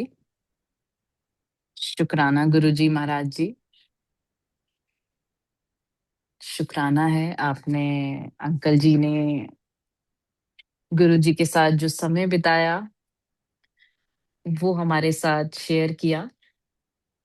हर एक छोटी से छोटी चीज जो गुरु गुरु महाराज जी के साथ समय बिताया है उसके लिए जो अंकल जी ने हमें बताया, भजन बताया, गुरु जी को कौन सा हमेशा गुरु जी के दरबार में भजन चलता रहता था। बहुत बहुत शुक्राना है कि महाराज की उस्तत हम जितनी करें उतनी कम है। अंकल के पास समय कम था और अंकल के पास बताने के लिए, गुरु महाराज की उस्तत करने के लिए बहुत सारी चीजें हैं। बहुत कुछ अंकल अभी हमें और भी बता रहे थे। गुरु जी महाराज के अंकल ने सत्संग के साथ साथ हमें टीचिंग्स बताई, और जो कितने सब जो संगत हैं जुड़ी हुई हैं 10 साल 15 साल से, उनके लिए ड्यूटीज बताई। एक एक जो गुरु महाराज जी के साथ जो समय बिताया उसमें जो एक एक जो शब्द जो अंकल के मुख से निकल रहा था वो बिल्कुल ही रोंगटे खड़े करने वाले थे कि कैसे गुरु महाराज जी ने आंटी की आंटी को जैसे कि बोला, आंटी को लेकर गए और आंटी को कितना इन्होंने ब्लेस किया, बैक पेन ठीक किया, बोला कल्याण कीता। तो मंदिर में खुशबू के लिए बताया कि कितना गुरु महाराज जी के मंदिर में जो खुशबू आती थी वो आज भी बरकरार है। तो हमें गुरु महाराज जी के साथ बिल्कुल डायरेक्ट कनेक्शन बनाना है। कैसे गुरु महाराज जी के जब कष्ट काटने होते थे महाराज जी ने तो वो पैर दबवाते थे, सेवा करवाते हैं। जब हम सारी संगत जो है गुरु महाराज जी के लिए एक बराबर है। कितनी बड़ी से बड़ी बीमारी हमारे महाराज ने आज तक, हमारे महाराज जी लंगर प्रसाद के जरिए से बड़ी बड़ी बीमारी, डायबिटीज, सब बीमारियां जो हैं, बैक पेन, एकदम से ठीक कर देते हैं। लंगर प्रसाद की महिमा बताई। गुरु महाराज जी खुद आके अंकल के लिए जल प्रसाद, चाय प्रसाद, जलेबी प्रसाद गुरु महाराज जी खुद अपने हाथों से अंकल को देते थे। तो इससे हमें लगता है कि हम कितने ब्लेस्ड हैं कि ओल्ड संगत के मुख से जो हम आज सब सुन पा रहे हैं, तो हमारे मन को इतनी शांति मिलती है कि हम ऐसे गुरु से जुड़े हुए हैं कि हमें और कुछ भी पाने की इच्छा हमारे अंदर नहीं है। महाराज जी हमारे अंतर्यामी हैं। हर वो हमारे अंदर जो थॉट्स, हमारे अंदर जो चल रहा होता है, समय से पहले ही उनको पता लग जाता है। महाराज हमारे साथ एंटरटेनमेंट, कभी गाना, कभी आंटी को बोल देते गाना सुना, चुटकुला सुना। तो ऐसे गुरु का मिलना बहुत ही मुश्किल है। अंदर जो मन की शांति है वो गुरु महाराज की उस्तत, गुरु महाराज की उस्तत जो ओल्ड संगत से हम सुनते हैं, उनसे हमें मौका मिलता है कि हम सुनते हैं और हम अपने अंदर ये और उनसे कनेक्ट होते हैं। टीचिंग्स बताई अंकल ने, एक एक टीचिंग्स। तो ये हम बहुत ज्यादा ब्लेस्ड हैं इस धरती पे। कलयुग में हम इतने ब्लेस्ड हैं कि हमें महाराज जो हैं शिव जी के रूप में हमें मिले हैं। शुक्राना है, सब संगत का शुक्राना है, बहुत बहुत शुक्राना। अरोड़ा अंकल जी का भी बहुत बहुत शुक्राना है। मल्टीलिंगुअल टीम का बहुत शुक्राना है। शुक्राना है महाराज का, ये समय, ये वक्त जो हम आपस में कनेक्ट हो पाते हैं।